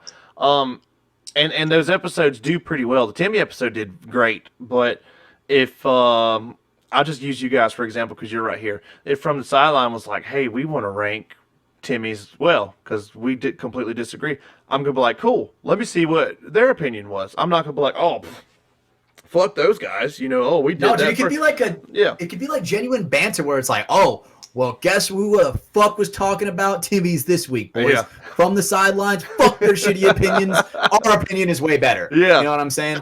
Right? I'm not saying an opinion is wrong, but theirs just sucks. Yeah. You know? So Same. I think that is a huge camaraderie in the sport. And another guy that you guys should definitely have on sometime, dude, Smiley Joe. He taught me this quote where it's about community, not competition. Was this Smiley Joe the one with all the bees? Yes. Fuck yeah, dude. Smiley Joe. Shout out to Smiley Joe Right. one time. Smiley Joe is a guy that genuinely I learned more about me and him were on the phone not too long ago and we really gave each other like our personal life story, and man, dude, like just listening to him and his whole perception on everything, dude, changed my perception on everything. Yeah. He is a genuine guy that whenever he told me, dude, it's about community, not competition. Yeah. That opened up a whole new consciousness in my head where I'm like, dude, I don't need to be a fucking asshole to prove to these guys anything. Yeah. Like, I'm going to do whatever I want to do and roll with it. Yeah. And if people don't like it, people are not going to like it. And when I get bored of it, that's when I'll stop. Yeah. In a non-competitive sense, like if I'm on a team and I'm playing against you, fuck you guys altogether. 100%. But fucker, I'm gonna kill you. Yeah, but You know? you probably will. I'm trash. But in the No, you shit on content me. in the content creation space, one of my favorite sayings in anything other than competition is, you know, we shouldn't beat each other up so much. Everybody should get a piece of the pie. And I think it was Oliver Lang had said that at one point. Make the pie bigger and let everybody share it instead of people fighting over what we have.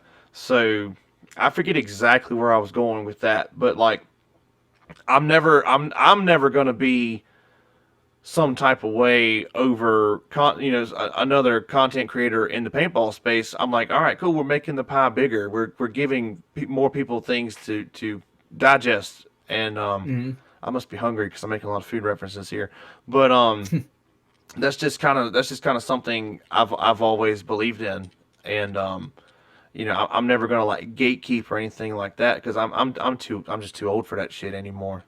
You know what I mean? Absolutely. And I'm at the point in my life where I'm like, bro, that is lame. Like, I mean, paintball related, right? When I was coming up through the ranks of DMG, the pro team would gatekeep a lot of their knowledge that they would have, right, playing pro. Mm-hmm. Now that I'm in that position where I've kind of taken over their spot, I mean, I'm not pro, but I'm semi-pro, right? We're the highest ranking team at the field. I enjoy trickling the knowledge down. Yeah. Right? I've never understood that. I've never understood it either. That, man. I don't understand. I think it's just because, right? I mean, maybe my opinion would be different if I was getting shit on in the pro division every single week, right? Yeah. Like every single event, if that kept happening to me over and over again, maybe I would have a different attitude. But I mean, it's even worse. I get beat up in semi-pro and still trickle my, you know what I'm saying? Bro, So, I'm like I'm D7, so you're good. I mean, dude, I was there at some point too, right? And it's all progress. Yeah. And people can always hate on your progress, but at the end of the day, if you're listening to someone hate on somebody else, who sounds more stupid? The guy who's trying to do it, or the guy who's talking shit? Yeah. Right. And if you're ever around people that are just talking shit on all those people, it's like, bro, what you doing? I get jokes, 100 jokes. There's a difference between jokes and genuine like berating somebody, right? That shit gets old super fucking fast. For man. sure, right? And it's an easy way to kill a brotherhood. It took me a lot of growing up to realize that because I used to be that guy. Yeah. You know, honestly, Me too. I'm like, what the 100%. fuck? What the fuck are they doing now at work? At my old job, that was fuck those guys. I'd be like, you're retarded. What are you doing? You're stupid. Like, there's no way you don't eat crayons for breakfast. But you guys are Marines. Not just playing. But but like in a space of, let's just use paintball for example, because that's what's brought us together. I was also like that when I was playing originally back in the day. I'd be like, look at this guy, he looks dumb doing this. He's this, he's that. Now, if I were more active at the field, I don't go to the field that often anymore, but I would just feel like if I saw somebody doing something blatantly obvious, like if 2005 PJ sees a kid shooting like this, Chicken wing. Yeah, I'm like, this dude's retarded. Both of his elbows are hanging out the corner of the bunker, and he keeps getting shot in his arms. I'm gonna laugh at him, call him a dumbass. Now, I'm gonna be like, hey, bro, I'm gonna go up to him if nobody else has already. I'm like, hey, man, you might want to like tuck that shit in a little bit. Like the Bubba Gump lip on Forrest Gump. You might want to tuck that in before you get caught on a tripwire. but I guess that's because I grew up. I kind of had to mature quick, fast, and in a hurry. But that's just where my mindset is anymore. I'm not interested in just making fun of people that are genuinely trying. I'll make fun of somebody in a minute if you're fucking stupid. And I'm all about. Hey, I love short bus. Don't get me wrong. I love short bus, bro. Put me on an episode of short bus. Yeah. Right. I'll shit on someone hitting a double knee slide, but dude, hey, at the end of the day, I fuck with the double knee slide. I like hitting shots when I double knee slide. I was a hater, but now I'm a lover. Oh my god. Right. So fucking Stephen Hatch. I think there's nothing wrong with like short bus jokes type stuff. But, right. When people right. Well, I think when it gets to that point where it's like a little bit extra, I'm like, eh. Yeah. I'm hitting them with the hey, let's not do that anymore. Yep. But, the beauty of paintball is just weird. It's just a weird sport where we can kind of like roast like that. It's weird. Yeah, ain't no doubt. Daniel, anything to add? Because I'm about to switch gears here. Oh, you're good. All right. I don't even know how long we've been going yet. Almost 2 hours. I don't even know either. Probably almost 2 hours, something like that. Nice. Real quick, we just touched on it a little bit. You are a semi-pro paintball player for Sacramento DMG. I am, yes. Boys in purple. Yep. What is your paintball story? Like it all started when you were born. When I was in the womb. Oh man! So it first started. I mean, typical like everybody, a birthday party, right? Yeah. And I went out to where these people, the people that I went out with, no joke, froze their paintballs. I shit you not, they were those people. And I was like, oh my god, I'm so scared. Oh my god. And then like now that I'm older, and I was like, dude, no wonder their guns weren't working. Like they would try to shoot it, and it was flamethrower. And that was when I was like, oh. And so everything that I've heard about in paintball in movies is like all wrong. Yeah. Right. Frozen paintballs is not a thing. Right. And don't get me wrong, I wore 20 Christmas sweaters to make sure I didn't get hurt. Bro, hell yeah. Trying to make sure I get that bounce. And I was so in love with it, right? The next weekend, I go with a rental to a Thomas Taylor Rich Telford clinic. Oh my god. Right. And I'm playing that shit with a rental. Right. And I'm like fully invested in this. Like in that week time, I was watching so many paintball videos. Like, I don't know if you guys ever seen the video where it's like, this is paintball, right? It's like some kind of like Australian Super 7 series or something like that. Like 15 uncapped. I don't think I've ever seen that. Oh, bro, I'll send it to you. But I was like, holy shit, this is amazing, right? So I went out for that clinic, got completely shit on. The next weekend, my mom saw me get shit on, so she's like, all right, we gotta upgrade you because I ain't trying to see my son get shit on. My baby ain't about to get shitted. You know what I'm saying? Right. So she gets me a old school, like proto Matrix, like this thing barely worked, right? Yeah. She got it off a dude for like $100. Like a big beefy PM5. It was not even like it wasn't even like that good. It was so bad. It was like that in between marker before it was like a super like PMR, you know? Yeah. The rail? Whatever. I think it was a rail, but like before the rail was invented, where it was like the shittiest version of itself. Oh yeah. Right. And I remember my eyes didn't work. Like it would leak a ton of times, but I would go shit on some rec ballers with that. Damn right. I remember I worked all summer at my mom's business, right? I have a family business. That's where I work. And I remember I worked all summer filing, dude, going through files, getting all these paper cuts. Bro, I saved up all summer for an Empire axe. And that was where the journey started of like speedball. Axe plus cash. Exactly. Axe plus cash, baby. And I remember there was a speedball team that was around me called Fresno Rip. And that was like the team. And there was another team that was called, oh man, this is actually going down memory lane for a little bit. They were called Snickle Fritz. Oh my god. I thought that these guys were like the fucking Smiley Joe bee's knees. You know what I'm saying? I was like, damn, these guys are fucking sick. This is back when PSP was a thing, 12.5. And I always wanted to be like them. And then, so after a couple weekends of doing that, right, getting shit on, I got approached by this guy named Teach, right? And I will always be forever grateful to this guy. This guy is a true paintball ambassador.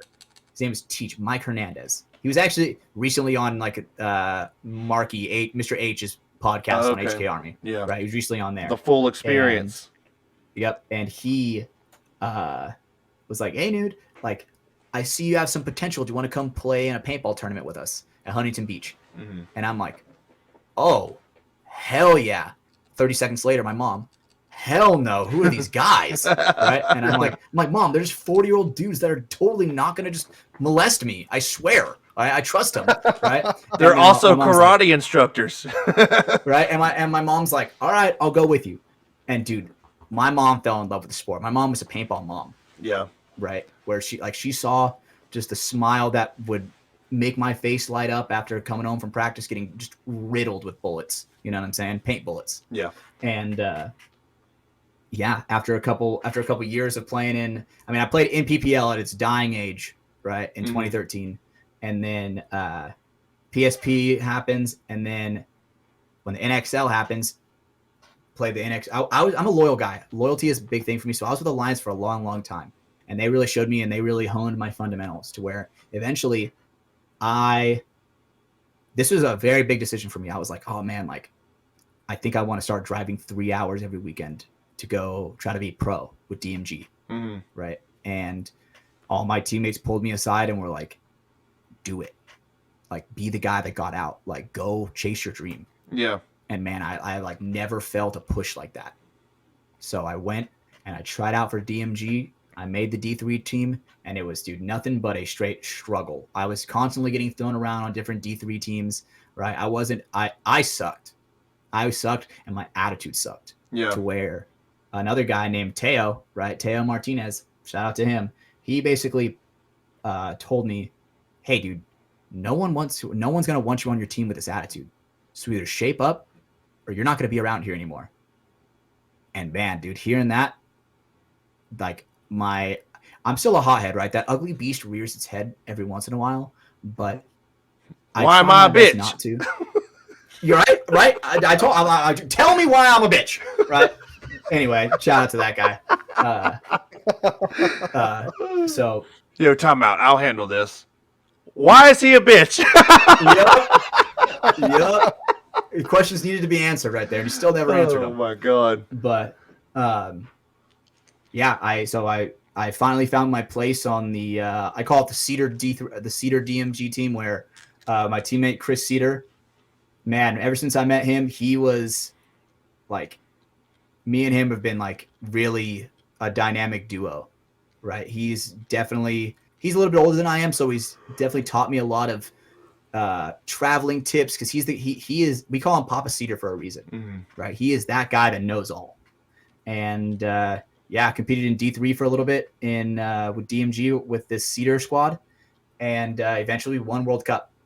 Damn right. Right, we won World Cup 2021. How's that feel? And after that, dude, that was ecstatic.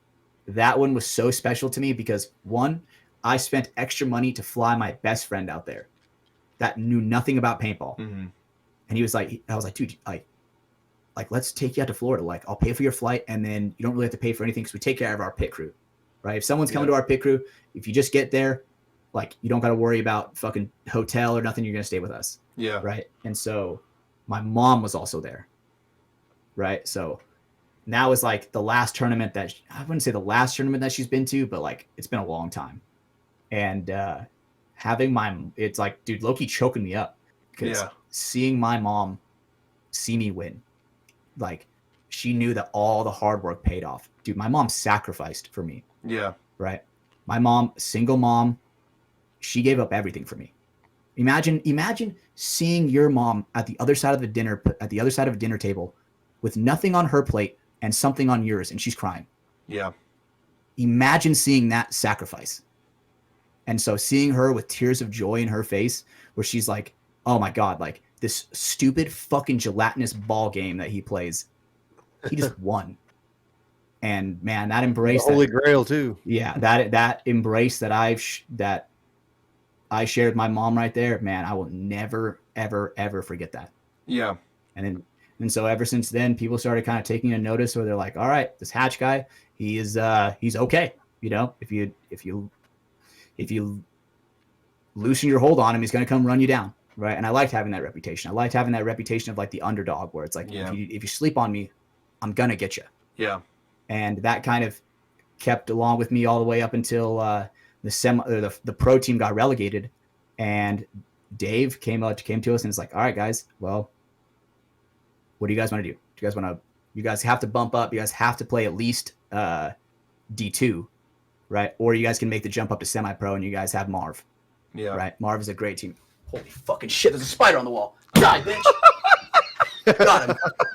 Got him. Anyway, sorry. Oh my God.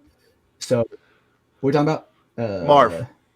Marv, yeah. So we get Marv on the team, right? He's a guy who's he played pro for like 5 years, so he has some great experience that he can trickle down to us, right? And now once we got him on our team, dude, it is such a big difference in dynamic between his pro team and our team, where he feels way more comfortable, right? That's one thing that I like to take pride in, right? When you play on this team, you're family, and I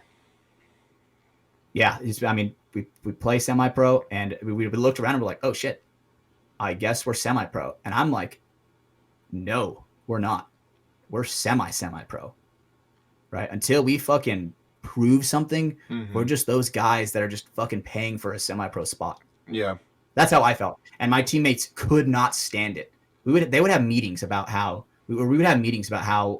whenever I say semi-pro, how much it pisses everybody else off. Yeah. Right. And because the thing is, I don't like just having things given to me. I've never had any things given to me. I've always worked hard for them. Like I just did not like that feeling. Right. Yeah. And then we win our first match in semi-pro that we play. And I was like, oh, dude, Cloud9. And we get shit on for the rest of them. Right. And then that was just like the pattern of like the huge learning experience. Right. Because I mean, there is a big difference between teams that play in semi-pro and in the top 10. Yeah. There's a huge difference in the top 10 of any division is so much better than everybody else below that. Yeah. Say what you will, but it is FTS Center 50 fact. You know what I'm saying? So it's for sure true. Yeah. Yeah. So put it in your pocket and fact check it.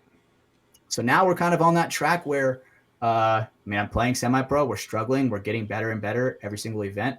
We're kind of in that middle of the pack team. I mean, I think we keep hitting top 10, but we keep going 2-2 and just barely not making the cut, leaving it up to other team's fate, which sucks, right? We want to be going 4-0 or 3-1 to make sure we get into those Sunday matches because we know we can win, right? I mean, we play against Impact, all the time, and it's not like they just sit around and smack our tushies red. You know what I'm saying? And it's like, we put up a fight against them. Oh, I've seen some videos of you dunking on them fuckers. Like that's dope. I know for a fact a lot of those guys do not like me. Yeah. I know for a fact. Cry about it. Tell them to cry about it. Exactly. Right. And it's also it's an ego thing sometimes where it's like, dude, I don't want to get bunkered by someone who's a lower division than me. Yeah. You know? And say what you will. I mean, I even fucking hate it. Right. There are times where you have a bad breakout and then a D3 team will beat you. Right. It happens. Right. And I mean, sometimes like you run a bad play and they fuck you up at practice. Dude, it is what it is. You learn. Yeah. Right. But no matter what, you never like losing to someone who is by rank lower than you. Yeah. So now we're in the struggles of semi-pro. We just got done with Ohio, and now we're looking forward to Dallas. So I'm very, very excited. You know why DMG got relegated, right?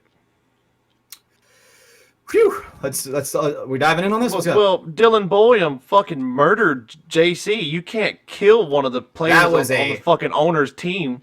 That was fucking. I was in the pits for that. So Bart was like, "Nah, fantastic. Fam, y'all are done." That was fantastic. No, dude. Oh, bro, I remember there was a clip where, no joke. So they're playing Houston Heat, right? And Ryan Smith the point goes, Ryan Smith gets shot in the elbow in overtime. Yeah. Right, gets shot in the elbow, and clear as day. Like Ryan has it on film. He's filming the whole point. Boink right off the elbow. Guy runs up, kills our whole team with a hit on him, pushes the buzzer. Yeah. And the second the buzzer is hung, all of us in the pits are like, his left elbow. And dude, this fucking guy, this ref is just looking everywhere but where we're yelling at it. And then they call him clean and we lose the match. Sarge is in his earpiece. Don't you fucking dare. Don't you fucking dare. I was like, what the fuck just happened? Because no joke, that game in overtime, you beat Heat. Dude, that is a huge shift in pointage. I mean, I don't know how right, obviously the with hindsight and everything, right, they got relegated. But you never know. That match could have saved them. Yeah. Yeah. Right. And obviously I'm being kind of bitter about it, but though. I mean, dude, I will find that clip and send it to you guys. Yeah. I want to say I've seen that. It was outrageous. I remember seeing that because that was one of the talking points in one of the veteran militia chats. forever ago.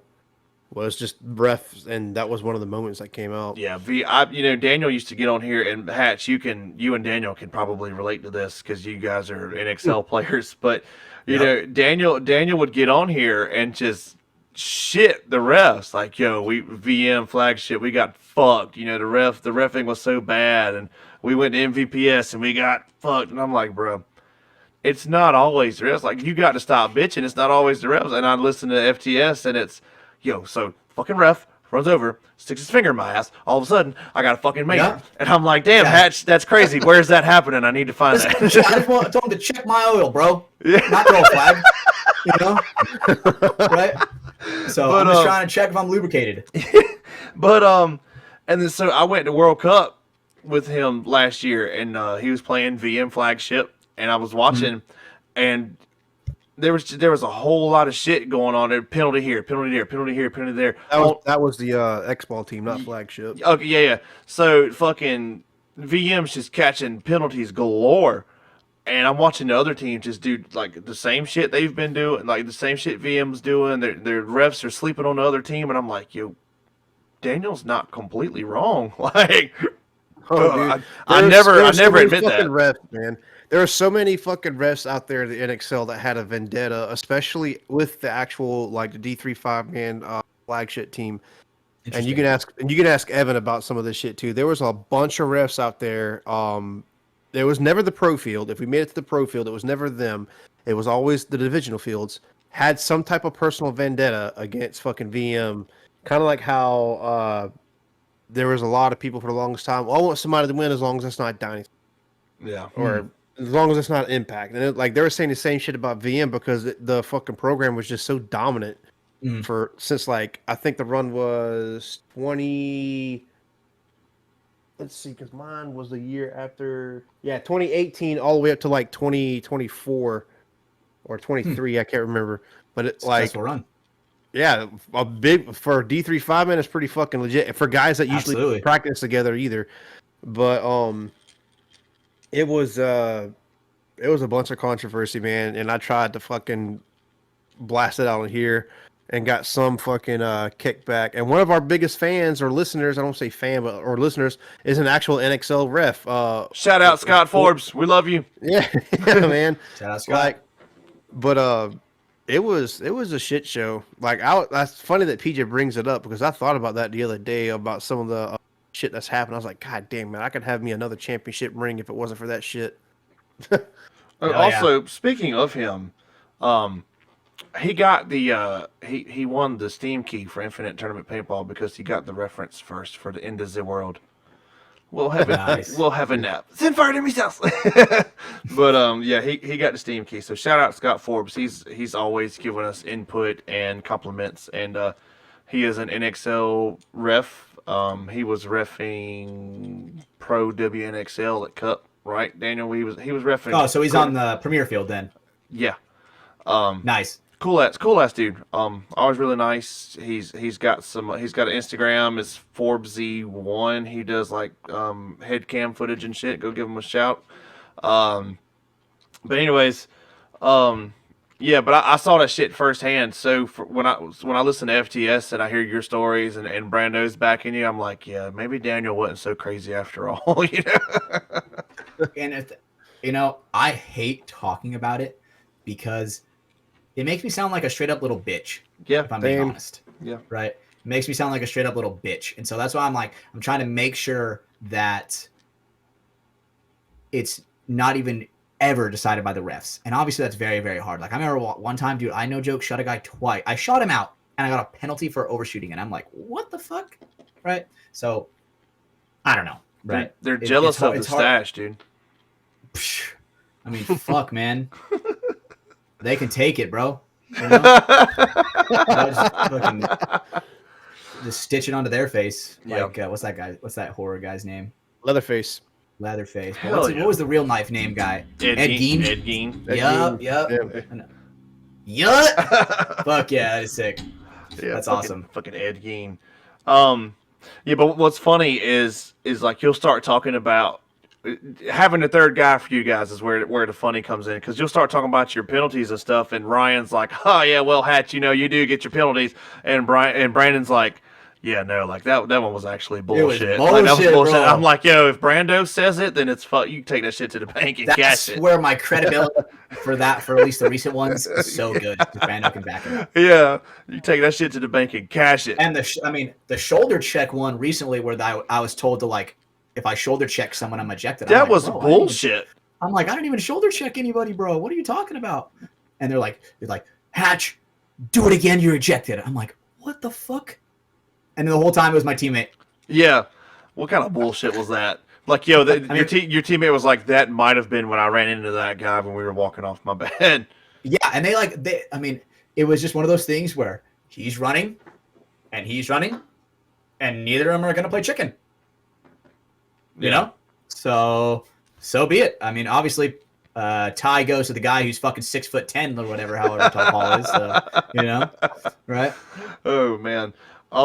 Before I change gears here, the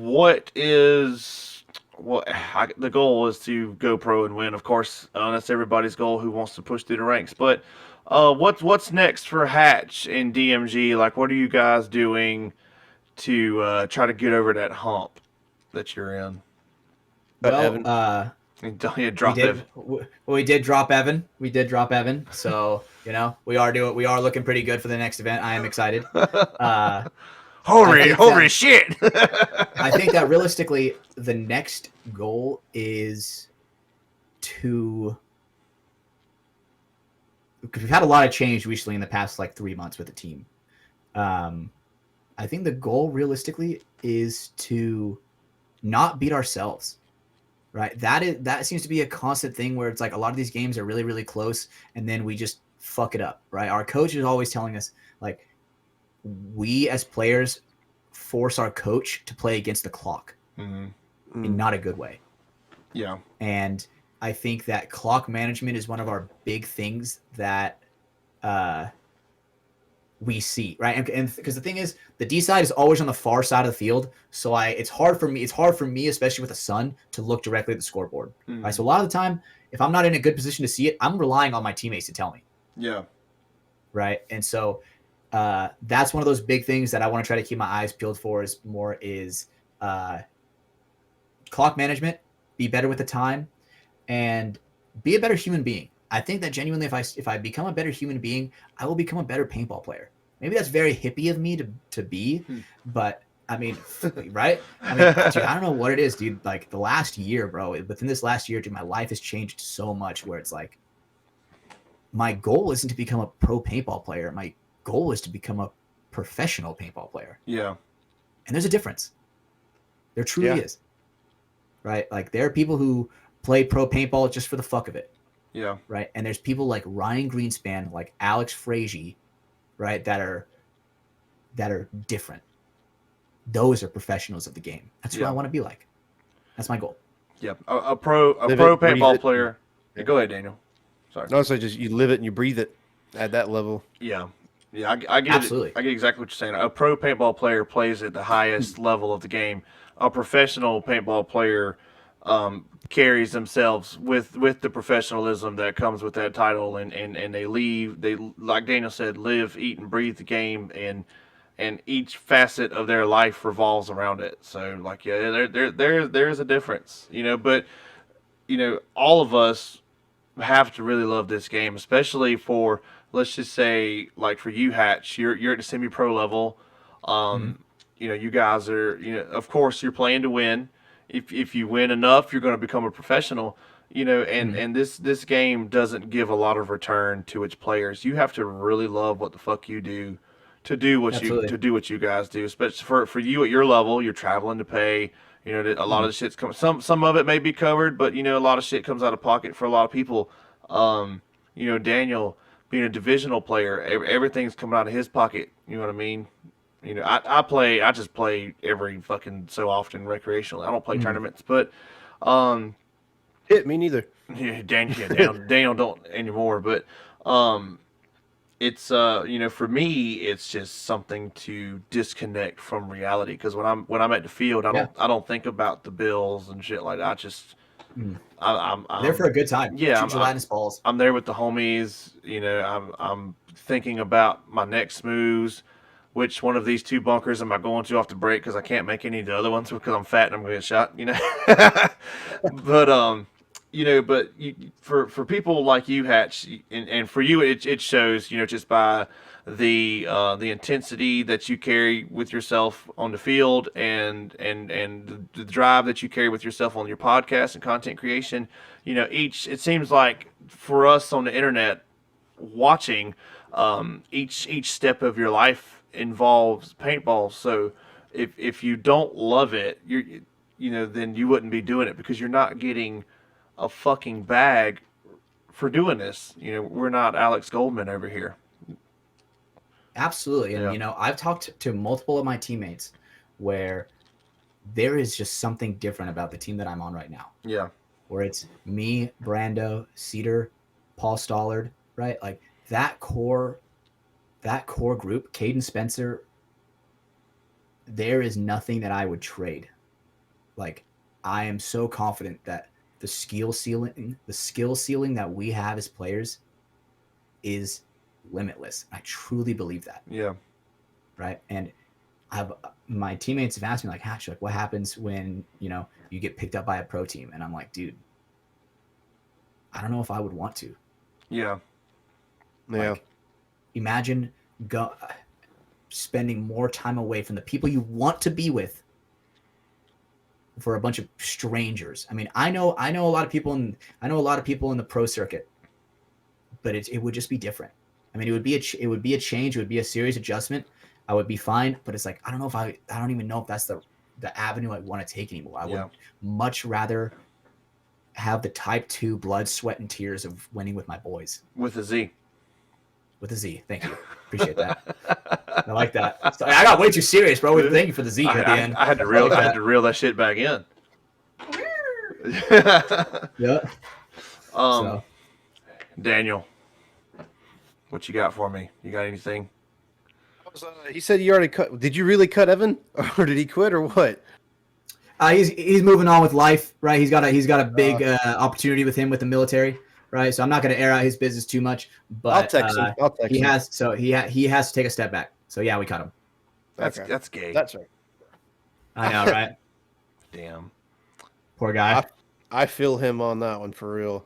No, I'll text him. I don't know. I couldn't tell if you were fucking serious or not, because I started looking through the PB leagues and I was like, damn, he didn't play Ohio. Yeah. Oh shit. Oh, you thought I was a liar? Well, I'm not calling you a truther. Yes, thank you. Evan Wong, I fucking love Evan Wong. Evan Wong is a teammate that me and him, when we first met and he joined over wearing all this god-awful Carolina Crisis gear, I'm like, you know what? This guy's pretty cool. I fuck with him, right? And then the more and more I got to hang out with him, and man, he is just a character that, dude, I love that guy to death. And whenever his adventure ends, he always has a spot back with us. Yeah. With the boys. That's dope. Shout out to Absolutely. Evan, man. We got to get him back on the show one time. Yeah. Love that guy. Me and him actually just got into a yelling match over the weekend. Oh, nice. It's pretty funny. I can see that with fucking Evan's cheek ass. I can see that. We played. This has been 2 years ago now, right? Daniel, CFOA was 2 years because we didn't play last year. Yeah, 2 years. Yeah, so what? 23 CFOA or 24? 24. 23. Yeah, it's fucking 20. Yeah, okay, I'm stupid. Yeah, 23. But anyways, that was the yeah, I'm retarded. That was the first time I'd ever met Evan, and and for me, when I meet somebody, just I can get a vibe off of you kind of right away, and 100%. A lot of people are so dismissive of people in today's time, right? Like, hey man, how are you doing? Like, go fuck yourself. But and a lot of it, all of it has to do with I'm Daniel's brother. We were playing the same event and everything. We all went to go eat afterwards, and he was just as fucking cool to me. I never met a dude a day in my life. You know what I mean? And just sat there and talked with me and shit. And just for somebody for me, when somebody takes the time with and they're just as genuine and nice to you right off the rip, you forever have my respect. So Evan Wong. I give him a hard time and shit, but I fucking love that dude. Met him twice, Daniel. Yeah. But if he ever needs anything and I can help him, call me. Absolutely. Right. I mean, when you're on a team with me, you're family for life. Yeah. Right. So Wong is definitely part of that family, and love the guy to death. Seriously, cannot say anything bad about him except for his paintball skills. Trash. So I have a question. I have a question for you. All right, I have an answer. Would you rather? All right, here we go. There we go. Would you rather have to fight a Quetzalcoatlus I'm done for that one. in the jungle, or I actually might win that if it's in the jungle, or fight a gorilla and black bear tag team combo? Honestly, I think the Quetzalcoatlus in the jungle, because one is in the jungle, right? 90% of its skill is in the air. Oh man. Actually, it's pretty big. So I genuinely think that if I can low key lure him like Jurassic Park 3 Spinosaurus into the jungle, kind of get him trapped in some vines. Yeah. I mean, I might annoy him to death, right? But I would definitely rather take the Quetzalcoatlus in the jungle. But the bear gorilla hybrid tag team, I don't even think they're I would have to be flying to get away from that. There's no way you're getting away from that. Oh my god. Right? At least in the jungle, I can get away from a Quetzalcoatlus. Yeah, but that's a gas one. I might should have fucking not put the jungle in there. Yeah, but if it's open land, I'm done, bro. That bitch is picking you up and you're gone. Yeah, I'm done. He's piercing me with his beak from behind. Oh my god. Checking that oil.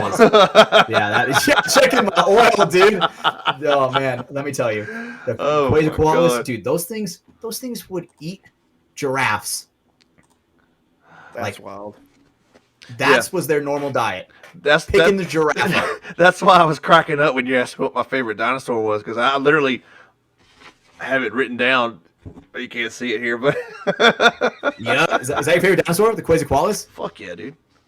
Is it really? Hell yeah. Oh, that's fucking sick. Damn right. Everybody would say T-Rex, but they're dumb. Fucking. That is pretty basic. Yeah. Yeah, fucking Quetzalcoatlus, man. I'm gonna ride that bitch. Daniel, favorite dinosaur? T-Rex.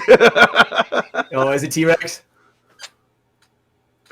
That bitch. I have my reasons. He don't know any other dinosaurs. No. You want to know why it's a T-Rex? Because my favorite Power Ranger was the red one. Oh, dude! Oh my god! Rangers, dude, fire! I remember the Dino Riders, bro. So sick. The original Power Rangers. That's why I like the T-Rex the most. I swear that's the only reason. Fair. My favorite dinosaur, I'd probably have to say, honestly, the Utah Raptor. I don't know if you guys are familiar with this whole story. I'm Googling this right fucking now. So the whole lore behind the Utah Raptor is when Jurassic Park first came out, right? And they were using those velociraptors in the movie. Velociraptors are actually, they were discovered to be the size of like a chicken. Maybe a little bit bigger than a chicken. Yeah. So a Utah Raptor is actually the raptor that's probably closest accurate to that, what they were using in the movie. Okay. Right. And man, I forgot what movie it was. It's like a documentary, like some kind of 100% CGI dinosaur documentary about life in the prehistoric age. And I'm just stuck glued to it. God damn it. They got me. And there was like a part with Utah Raptors when I was young. And I'm like, bro, this is actually the coolest shit I've ever seen. A Utah Raptor can run anywhere from 20 to 28 miles per hour. That's so fast. Also, mine used to be the Spinosaurus, but then the scientists kept nerfing it into the ground. I don't know if you guys have ever seen what the Spinosaurus is OP. Dude, Spinosaurus was OP, and then it got nerfed. Now they're like, oh, well, now it's in the water all the time. It's like this bent over hunchback thing, and I'm like, bro, stop fucking with my perception of dinosaurs. The fact that they even think the T-Rex could possibly be a scavenger pisses me off. No, apex predator. At least, you know, At a minimum. Oh my at a God. minimum, Yeah. apex at least. When you search dinosaur, the first fucking like the first 20 pictures are fucking T-Rexes. Oh, Of course, man. dude. Yeah. Jurassic Park put that in motion. Then you got big Oh, boy yeah. Stegosaurus right there. Oh, pretty sick dinosaur. Hell yeah. Yeah. The Ankylosaurus is also pretty sick. The one that has like the dome on its back with like the big old club on its tail. Looks like a big You know turtle. what I'm talking about? Kind of like a big turtle in a way. Has a What- club on its tail. What's the big fucker that's got the two horns on him? You're talking like Got where like, it's like got like a shield and two horns. oh, the Triceratops. Is that what that is? There are, I mean, there's like Oh yeah, whatever. yeah, Right? it is. There's tons of those different ones that I don't, you know, I'm not that autistic to where I would know all the subspecies, but You I know should. some. You should. I know some. You know, I'm learning. But yeah, I appreciate that. I appreciate that bloodlusted question. Yeah, you like that? I was- pulled that right out of fucking FTS right there. That was a good one right there. I like it. I like to do that. I did Joe Barrett the same way because he always asked the questions about have you ever been gringoed? Have you ever wrecked a moped? So I'm like, hey, Uno reverse card. You tell me. You tell me. Yeah, his moped stories are freaking wild. Oh my god. Yeah, no kidding, Dude, man. we had him on not that long ago, the most recent one with him, and his audio started butting out so bad. And he was like, everything on my end's good. And I'm like, okay, well, everything on my end's good, but it's still cutting in and out. But, Yeah, we had the same thing with Brando's dad. oh my Worst God. episode ever. Man, he was telling the story about getting gringoed, and I mean, just over half the episode was just kind of, but Yeah. you can make out what he's saying for the most part if you really listen. But There's like some parts that it skips over a little bit, Yeah. but you can use context clues. yeah, I actually went through that entire episode start to finish, and this is going to sound like I had to fabricate the show, but I would cut out some of those spots and pull the audio together, and you know, you would miss out a detail or two, but I didn't know what the detail was because it was just so broken up. But Yeah. I might have been taking out some adjectives or something. But Nice. There's but- some parts that you just couldn't save. yeah, not at all. So and then like there would be 10 to 15 seconds of dead space where he was talking and just wasn't picking up his audio, so I cut all that out. fuck. But man, he had some good stories, and I was like, damn, I really wish that the audio had worked on that. But the second that I had him back on, I was like, yeah, I have to throw his own questions back in his face. Mm-hmm. I love doing Definitely. that. You know, I like doing that, and for me, it's kind of like we don't really have a staple like that. So for me, it's like, hey, this is my way of showing appreciation to your show because now you know Appreciate that, I somewhat listen, because I who the fuck's gonna ask about Quetzalcoatlus? I agree. People look at whenever I ask that question, people look at me like I'm fucking crazy. Yeah. So I understand. You know? So I'm like, dude, how do you not know what a Quetzalcoatlus is, bro? Obviously, one of the biggest soaring pterosaurs that's ever That's right. ever existed in this entire world, but that we know of. That's right. You know, Crazy shit. dragons are still on the table for sure.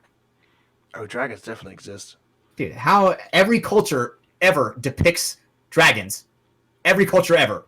Yeah. In caves, in paintings, in art, there's dragons. So that's all I'm saying. They've been around. For sure. Yeah.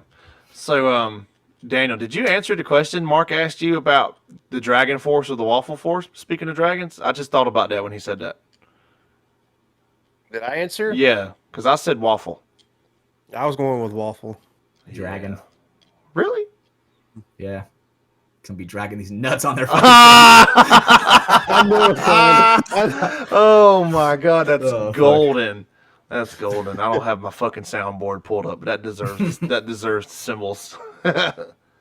It's okay. I'll never deserve it over here. You guys run a great tight ship over here, and seriously, it is a blessing the fact that you guys let me come on here. Yeah, man, dude, Seriously. I've thoroughly enjoyed it. Do you have anything? You have any questions for us or anything? Like we've never been interviewed. Like it's just this. I've just always asked. There you go. Yeah. So okay. So a question for you guys.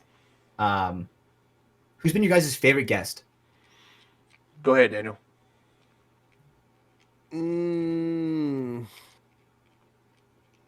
Shit, man, that's a fucking tough one because I'm like, even if it's one of the homies, man, I'm always like forever grateful that they give us their time to, come on our show and help produce content. Mhm. Dude, it's a tough fucking pick between God, that's fucking hard, dude. It's either Alex Frazier or fucking probably Joe Barrett because he's all like Joe B is always down to come on the show Mhm. and to have a professional paintball player come on our show is a huge deal for us. It doesn't matter if they're like a new pro that just, made it to the ranks this season or if they're a seasoned vet like Alex Frazier. With me being a Dynasty fanboy and Dynasty being the reason I've started playing tournament paintball to begin with, and how much he's just like giving back to the community, how much he's given to the show to help us with things and stuff like that. Like he sent us some headbands for our giveaway and stuff like that. Forever, Awesome. yeah, forever grateful for that. It's a tough one, dude. I really enjoyed having Nick Sloliak on. That's a great dude to talk to. But like then Carl Makowski was the first pro to be like, yeah, man, let's do it. Awesome. So, you know what I mean? Like we were able to buy some his Hormesis signature headbands. A few people thought that he gave them to us, and like we literally bought them from him. Yeah, we definitely bought those. Or Yeah. I honestly can't fucking boil it down to like a number one. Yeah. That's hard. I'm kind of the same. I'm gonna say right off the rip right now, and this is no offense to anybody, because I, just like Daniel said, I'm super grateful that any of them gave us the time of day to come on here, because it's not like we can pay them to come on. These guys do this just for the simple love of the sport, and I can never express my gratitude to anybody, yourself included, that takes the time to come on this little show that we put on, whether it's the homies, a professional, regardless. But for me, I'm gonna say right now, this could change tomorrow because that's just how my mind works. Right now, I'm gonna say Carl Malkowski, just like Daniel said. He was the first pro that we had on. He gave us the first look at the LV2 that he put out, the Fanier LV2. He gave us a kind of sneak peek behind the scenes on that. That was dope. And the H2K straps he was doing. And I just thought it was cool that is the minute he got on, and it's been like this with most everybody. The minute he got on, we connected. It was just like we had been homies for 30 years. yeah. And the conversation went, I think that first episode with him was like 2.5 hours or something like that. So good. Yeah, and it was just an amazing conversation. And then when I reached out to him, I was like, hey, Daniel's coming back from a deployment. He would really appreciate it if you would come back on. Like, we had a great time, and he was super down. So I can't express enough how thankful I am for him for getting that ball rolling, because for me at that time I was super nervous. Like, usually I'm not an anxious person per se. I'm kind of extroverted in a way. I'm about like what you said. I'm an introverted extrovert sometimes. I Now that you're talking on a podcast, you know what I'm saying? yeah, Yeah. I think that's a great term.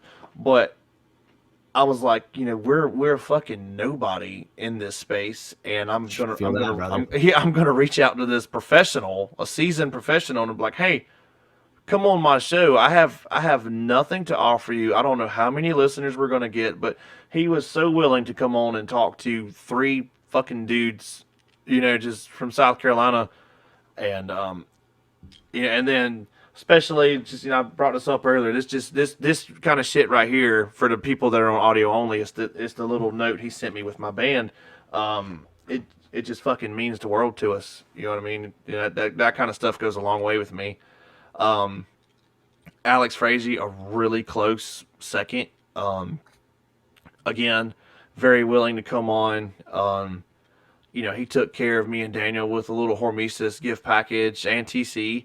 And then Daniel reached out to him about purchasing some stuff for the giveaway, and he was more than willing to help with that. And we could just, he's got a million different irons in a fire, and for him to take the time with us is, Mhm. is amazing. And then I do also want to throw my boy Zach Patient in there because, I met him at World Cup last year, and he, I understand pros have a lot going on. So you speak to them, a lot of them are like, "Hey, how are you? Nice to meet you." Photo op, and they leave. Zach ZP and I had a little conversation. He just took the time and had a genuine conversation with him for a little bit, and it just made me feel good, you know. Mhm. So I sent him a canvas of that picture of him and Mouse squaring up on each other at Cup, and he was super grateful for it. And now, um, he and I would like to think we're pretty cool, and it's just it's kind of surreal sometimes. I'll be going down the road and I look down at my phone, it's fucking Zach Patient calling. I'm like, yo, all right, let me see what he wants. Like, it's just, I'm any of our guests, and I know this is a long-winded answer, but it's probably why people don't ask me questions. but No, you're good, brother. I'm enjoying this. but like Christopher Lennon with Iron Man, that's the homie. Daniel's known him forever. He's a professional paintball player now, and that was an amazing episode. Vince Cunningham, amazing episode. So it's hard for me to put a favorite on, but if I had to put somebody at the top, just because of the impact they had on me on the show, it'd be Carl. Nice. So That's awesome. yeah. Hell yeah. The most passionate guest we've ever had, and I don't think anybody will ever fucking top it, is Josh Silverman. Oh my God, love Josh. Yeah, dude. He right here, capture the impact. Old Josh Silverman shit right here. Yeah, man. He's been around forever. He's probably my favorite dinosaur. He's been around the game forever, man. Oh, Definitely the true G, the OG or whatever. Knows every fucking body on a first name basis, dude. Nicest dude you'll ever meet. Yes. Man. Nicest fucking dude. Yes. And he's by far the most passionate guest. I would love to have him on here almost every time we record. Mm-hmm. He'll be back on. He'll be back on as well. He took a little social media hiatus, and we're gonna get him back on. He seems like he's doing very well for himself. He's having himself a little fitness journey, and he's looking great these days. And Nice. if he keeps it up, I might have to take him on a date. Nice. There we go. Fucking love Josh, man. What about you? Y'all had your fair share of guests on. My favorite guest, man. We're at the point where it's like, who the fuck was even on there? Yeah, you can't say Alex Frazee just because they sponsored the podcast now. No, I'm playing. I mean, it's hard because honestly, dude, Loki is Alex Frazee because he was the words he was speaking hit me so hard where I'm like, holy shit! It felt like he was talking directly to me. Yeah, when he's talking about showing up to events pissed off with this conviction that you feel like it's owed to you, and I'm like, damn, like I didn't even realize that he was I'm like, holy shit, he's talking exactly like my own habits that I have now. mm-hmm. And I mean, I even told him this. I don't know if it's on the show or not, but I told him, I was like, dude, honestly, I used to be like an Alex Frazee hater. Yeah, I used to be like, like I'm not really a big fan. I'm pretty sure you did tell him that on the show, on air. I remember if it was like in the post show or something like that. But I remember I was like, I was not an Alex Frazee fan. I was like, oh man, like that guy's so old, like he needs to retire. And now I have a completely different opinion about him. Mm-hmm. I think he's one of the greatest paintball players that's ever graced the sport, not only for skill wise, but for being a professional paintballer. Yeah. Not just being a pro, being a professional. He is the guy where I almost never see him angry, which that is a thing that I strive for. You know? Let your anger be expensive and let your love be free, right? And it is so hard to do that. So I admire him so much because for me, it is so hard. Yeah. The fact that he succeeded in doing it is something that I want to be. So I'd have to say it's Alex Frazier. Yeah, he's one of the most wholesome people in paintball. For Yeah. sure. Yeah. He actually, we messaged him at Cup. We're hey, we would love to get a photo while we're here. Blah blah blah blah blah. And he was like, yeah, man, absolutely. Come to the Hormesis booth right now. I'm there. Blah, blah, talk to us for a good bit. He tried to get to Ollie Lang to come on our show. That got shot down real quick. Yeah. Fucking but like he tried to set that up and like quick, He's like, yeah, that's her. somebody you should have on your show. And he was like, no. Like, he was walking by, no. And I was like, well, first off, there's my hero. He just completely denied coming on my show ever. So, like, fuck, no, I was playing. Yeah. Oliver's a guru, bro. You know what I'm Yeah. saying? He goes where the vibes are sent. Wherever his vibes are sent, that's where he's going. You know, true free spirit. That's why I like Oliver so much. And Yeah. that's a note that all of us could probably take out of his book as being more, go with the flow. Yeah. Right. No doubt. My chakra is good enough. Yeah. Hell yeah. I love Oliver. I love what they're doing to Hormesis 1v1. I don't have the stamina to play the tournament, the constant back and forth points. But I would love to do like a one-on-one on that layout just to fucking grind it out, But I like what they're doing. I think that makes it a very digestible form for our sport, and they're paying out some good money and shit. So shout out to what Oliver and all of those guys at Hormesis are doing. Hormesis is just an amazing brand all the way around, and constantly giving back to the community. So if everybody could strive to be more like that group of people, then we'd be in a much better space than what we are. I agree completely. Yeah. Right. And that's all. Those are just some people that we all need to take notes from and strive to be better. Yeah. Right. There's always room for improvement. There's never a time to go backwards, only forward. Right. So, and I think that those guys embody that. So that's why Alex Frazier is my favorite. Yeah. No doubt. What else you got for us? I kind of like this back and forth. Okay. All right. So, what is your guys' favorite video game of all time? Ooh, you got me. Like, what is I have that written down. The bread and butter. I have that written down for you. Daniel. Oh, Of all time, like not currently, Of all time. Like if it could be like resurrected and be played in its prime. Can I go? Yeah, go ahead. Friday the 13th, PS4. Oh, dude, I actually remember playing that game. Fucking had so much fun. Much potential. On that game. I remember Oh that. my god, dude. The dev team, which is not in good standings right now because they did a Texas Chainsaw Massacre game and they just fucking ended content on it after a year.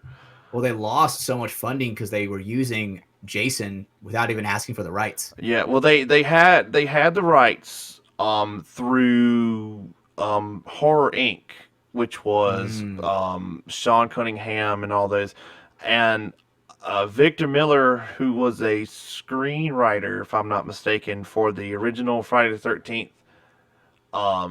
Some timeline ran up where he couldn't claim any rights to Jason for like 30 years or some shit like that. Damn. Well, that timeline ran up, and he was like, "All right, well, I want my rights to Jason," and that bounded the whole franchise up in a lawsuit. So they were moving. What a fucker, dude. Yeah, well, I mean, he was entitled to it. So like everybody was mad at Victor Miller at first, and there was a big Reddit thread of "fuck Victor Miller," and well, after everything came to light, Victor Miller was legally entitled to what he was asking for, and Horror Inc. was like, we're not gonna pay you shit. We're not giving you nothing. All in reality, he was just asking for some royalties or whatever, and they were like, we're not gonna give you shit.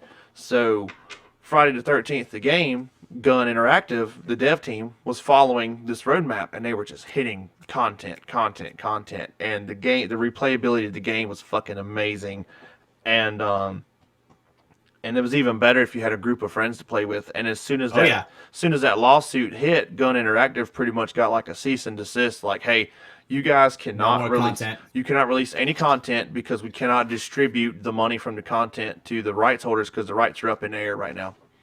So they were like, all right, well, we're into content, and it fucking killed the game. They shut the servers down earlier this year, and dude, it I was remember that. it was fucking emotional. Like I watched Yeah. one of my favorite horror podcasts of all time is Slash and Cast, and they got big from promoting that game from alpha days. And they played. I watched him play it on live on YouTube streaming. The moment they shut the fucking servers off, you talking about like full circle emotional stream? Like I fucking teared up in the crane at work, my whole job. But it was fucking it was an amazing time, and I can't say enough good things about it. Without going on another 20-minute tangent, if you just you look at the content that was created in the time that was put into the maps and how accurate they are to the films and stuff, it was very noticeable that Gun Interactive were huge For sure. Friday the 13th fans. So now some people have made a workaround with the servers being down. You can change your like DNS settings on your PS5 and you can play it online. Interesting. So that's good to know. But yeah, I'm sorry that I'm so passionate about it, but goddamn, I had so much fun with that game. Like sometimes, Dude, I donated to like the original, so where I got the Flamin' Jason. hell yeah, Savini Jason. Yeah, Savini Jason. That's what it was. Yep. I forgot what it was called. Yep, Savini yeah. Jason. That shit was awesome. Yeah, dude, I had so much fun on that game, and sometimes I'll turn my PS4 on because I have a bunch of games on my hard drive, and I'll transfer them over to my PS5. And not to sound like too much of a bitch, but like that menu music will be playing, and it just fucking takes me back to It hits you. a much simpler time in my life where I had a lot less responsibility and worry. Yeah. Oh, excuse me. And I remember, it wasn't that long ago, it was 5 or 6 years ago, but just listening to that menu music, waiting on my brother-in-law and one of our friends from work to get on, and it just takes me back to that time where things weren't so fucking difficult and strenuous. And I don't know, it's just that's a game that it's very meaningful to me because it was just, I don't know, it's a lot of fun. Dude, I love that answer. Yeah, That's sorry. awesome. I'm sorry that was so long-winded. No, you're good. Daniel, line it up. All right, it ain't gonna be as much as an emphasis like what PJ put out there, but I'd have to say 007 GoldenEye for the Nintendo 64. Good ass game. Yes, Great oh my game. God. It started it all. That was where me and PJ started our first little like sibling rivalry. Oh, Hell Like yeah. a lot of our childhood is based around the Nintendo 64, man. Pretty wild. Yeah. But I'd playing that game for sure. I'd have to give it to that one, man. That's my number one. Always. My cousin would shit on me. He'd be like, "Oh no, I don't have a gun. Don't kill me." I'd be like aiming right at him, right? He's like, "Oh, I don't have a gun. Don't kill me." He'd be running over to me like this. He'd be like, and then I'm dead. And I'm like, "What the fuck, dude?" Gotcha, Like, bitch. The guy's like, and I'm like, "What?" The slowest karate chop killing me. What is this Oh my bullshit? God. Gotcha, bitch. Yep. So Yeah. yeah. Those are great games. I like the Friday the 13th because one, that is not very many people talk about that. That game is honestly kind of getting lost in history, but I don't think it'll get lost in history because of how famous it was and how upset the community was. It had a cult following. Yeah, still online. does. Yeah. I didn't get a Still chance does. to play it. It'll be back. I guarantee it. Yeah. Something will happen to where it'll be back. Well, they're PJ got me in the Dead by Daylight for a while. they He got me into that. Yeah, they've come to an agreement on licensing and stuff. They cannot use the Friday the 13th name because Paramount still owns that, but they can use, they have this thing called the Jason Universe right now, which I think is I could think of 1,000 different names. So they're coming out with a prequel show called Crystal Lake or something like that. Oh, I didn't hear about that. Yeah, so I don't know how really you do a prequel to that, but It's called The Day After Thursday the 12th, bro. Come on. dude, that missed You know what I'm saying? missed opportunity. But there's speculation that they're going, since they have the rights figured out, that they're going to remaster the game or re-release the game because of some documents that people found on public records. So I've been really Interesting. following that closely. This is not a Friday the 13th podcast, but that's something I'm very passionate about. You're right. This is a boys podcast with a Z. With a Z. With a Z. You know what I'm saying? So I have vivid memories of playing that game, trying to fucking look for the battery and fucking putting the battery in, and then different characters have different skills where they could. I remember if you were a woman, there's no way you're getting that car battery in. Fuck no, them bitches were dumb. No dude. way, they were so dumb, but they were just fast, which is also unrealistic in horror movies, bro. Yeah. You know what I'm saying? Bitches be tripping. You know what I'm saying? So, Yeah, but a yeah, lot of fun. Friday the 13th, that is a great game. Yeah. What about you? I hear you talk about Valorant and shit all the time. Like all time favorite game. I think I've kind of faded out of Valorant. My favorite game of all time, this is pretty easy for me, Resident Evil 4. That game is just so good. Like I remember I was a kid when the original one came out in 2005. Yeah. And I remember this was my first ever M-rated game. My mom was very sheltering, like, you know, playing Jack and Daxter and Ratchet and Clank. Right? Hell yeah. And once she was hesitant on the T for teens when I was a kid. Yeah. So then when I get the mature and she's seeing me shoot a motherfucker's head off, right? She's like, "Oh, I actually like this shit." And she would watch me play Resident Evil 4, and I remember having so many vivid memories. Like I knew that game like the back of my hand. I knew every single spawn. I was like, "All right, well, let me just turn around real quick and then turn around again, and they're all going to be here, and I'm gonna throw a grenade." Yeah. And I just knew everything about that game. And they remastered it in 2023 or 2024, I think. Bro, sickest game of all time in my opinion. Yeah.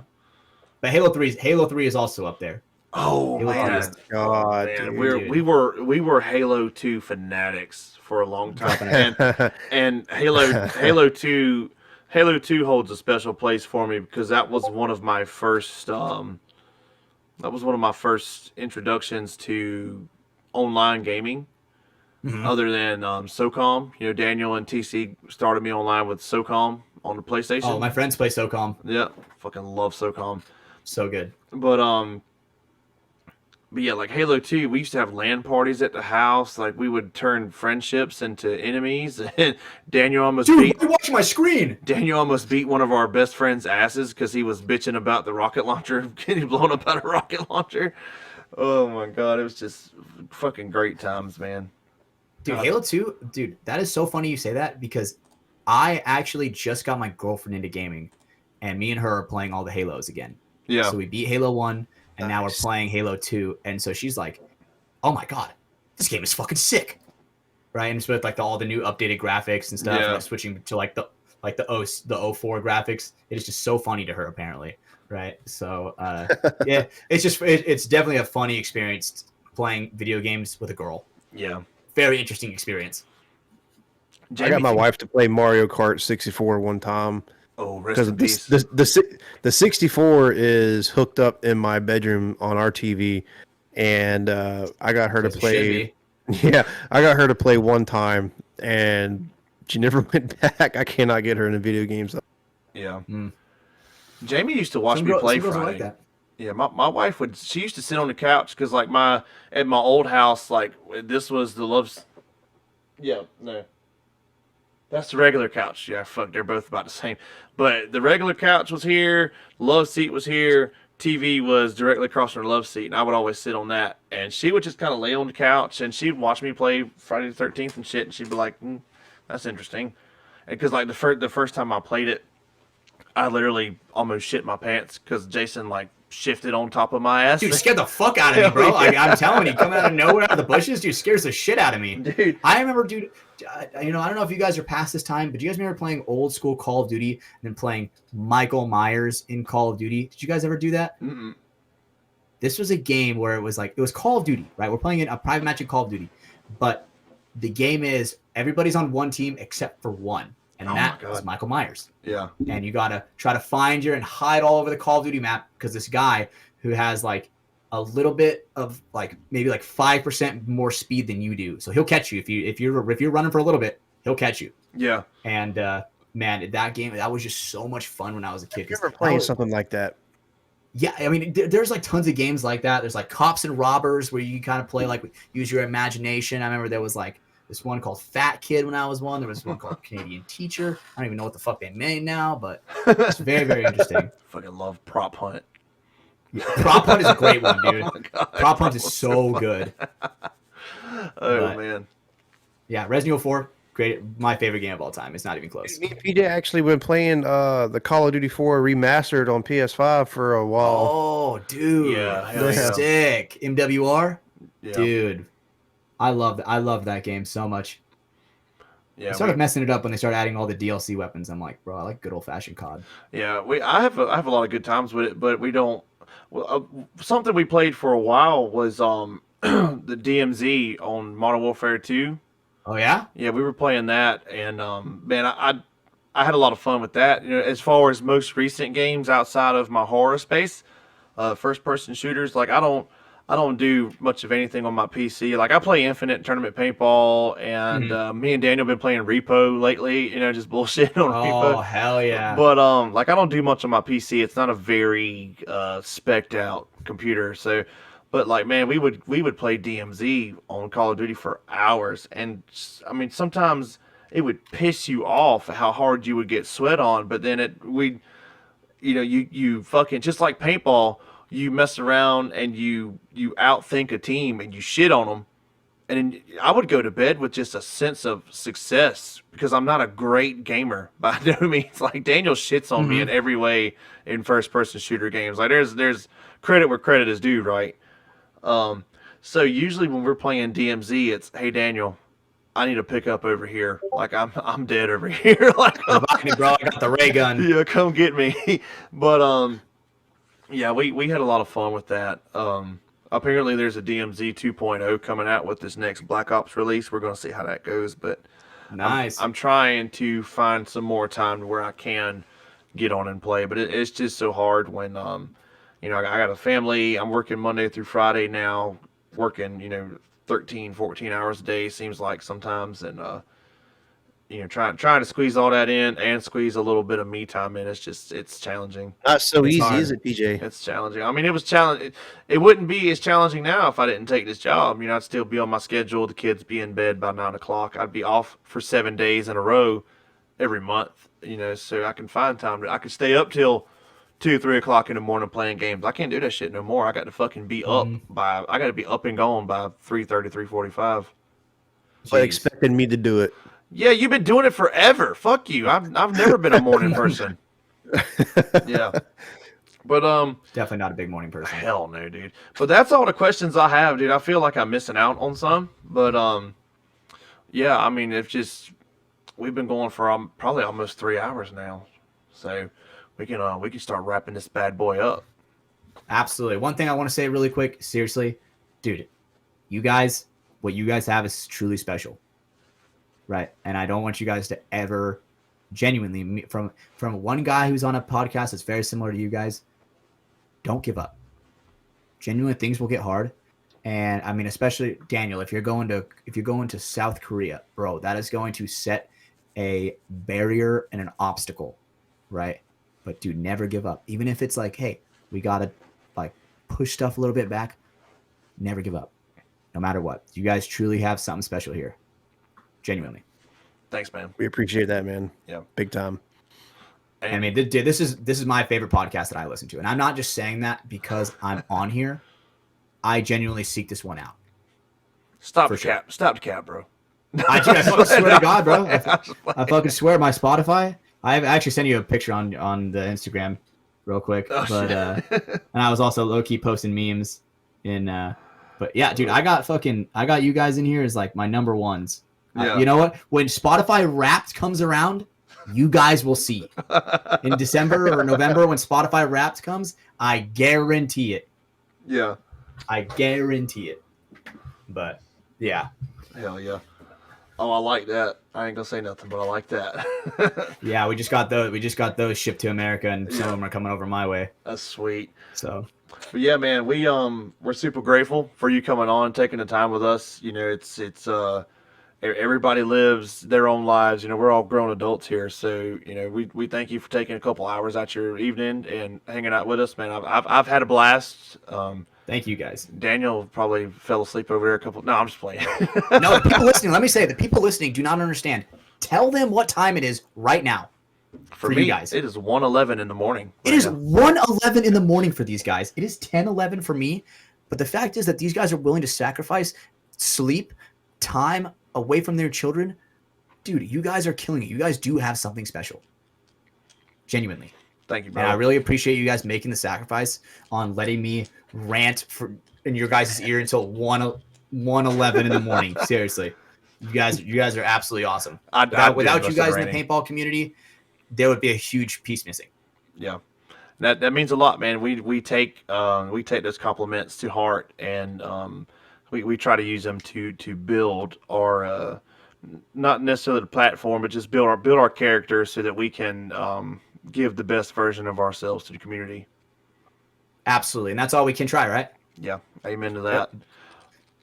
We can't force people to think what we want. Where can people find you and find your show, and who are your sponsors? Oh man, so if you want to find me on Instagram, it's the Steven Project, pretty OG name, the Steven Project. I usually post some memes on there. Sometimes I'll post some funny photos. If you guys want to listen to the podcast, go on Spotify, Apple Podcasts, Podbean, YouTube. If you go on YouTube, it's Mafia Productions. Look up From the Sidelines on Spotify. Nice little orange and beige logo on there for you. Sponsored by Hormesis, Liquid IV, Nectar, and Welts Clothing. Without those guys supporting us, we wouldn't have anything. But shout out to these guys and their sponsors, right? Everything that their sponsors do for them. Because without the support, dude, it would be so much harder to want to do this. Seriously. Yeah. So to the sponsors, to everybody that helps us out, to everybody that even listens, thank you. Yep. Daniel, who are our sponsors and what do they offer? Our sponsors are Pro. No, I'm just kidding. big shout out to Pro DNA, man. If you use code Center50 CENTER50, no space, no nothing, no underscore, you get 10% off everything except for markers. The discount code does not work on markers, unfortunately. PJ's got his knee pads. He's trying to get that, going. Yeah. Use code, please. The throat goat. But shout out to Pro DNA. Y'all got to pick up those cleats, man. I'm telling you, their gear is pretty top notch. I haven't had a single complaint yet. So, Amen. Oh yeah, amen. Well, again, for the millionth time, thank you, my friend. I'm sure this will not be the last time you've been on here, and we will kick this back up very soon. I don't know when, but win me an event, and we'll get you back on immediately. Hey, if I win the next event, I'm gonna try my best. I'm gonna have extra 5 stopping power just because you guys are with me. You guys are gonna be on my shoulders. Hell yeah, man. We're gonna carry you on. Well, I really appreciate you guys. Seriously. Yeah, man. Thank you. This has been episode 95. I guess I've already forgot. Code word. I got a code word. Check me out. Watch out. 50. The you like 50. That? The 50. Hell yeah. If you're listening to this, make sure you guys send a message in. Message any of these guys. Message myself. You code the 50. There you go. At the end. Make sure you tell us you're listening. Yeah. First one that does it outside of Scott Forbes, I might send you an Infinite Tournament Paintball Steam Key. We'll see. Hell yeah. How about that? Courtesy of our buddy Ethan over there at 5-2 Games. Yep. Love Ethan. Great guy. Hell yeah. Well, with that being said, we are out. We will see you guys in the next one. Peace.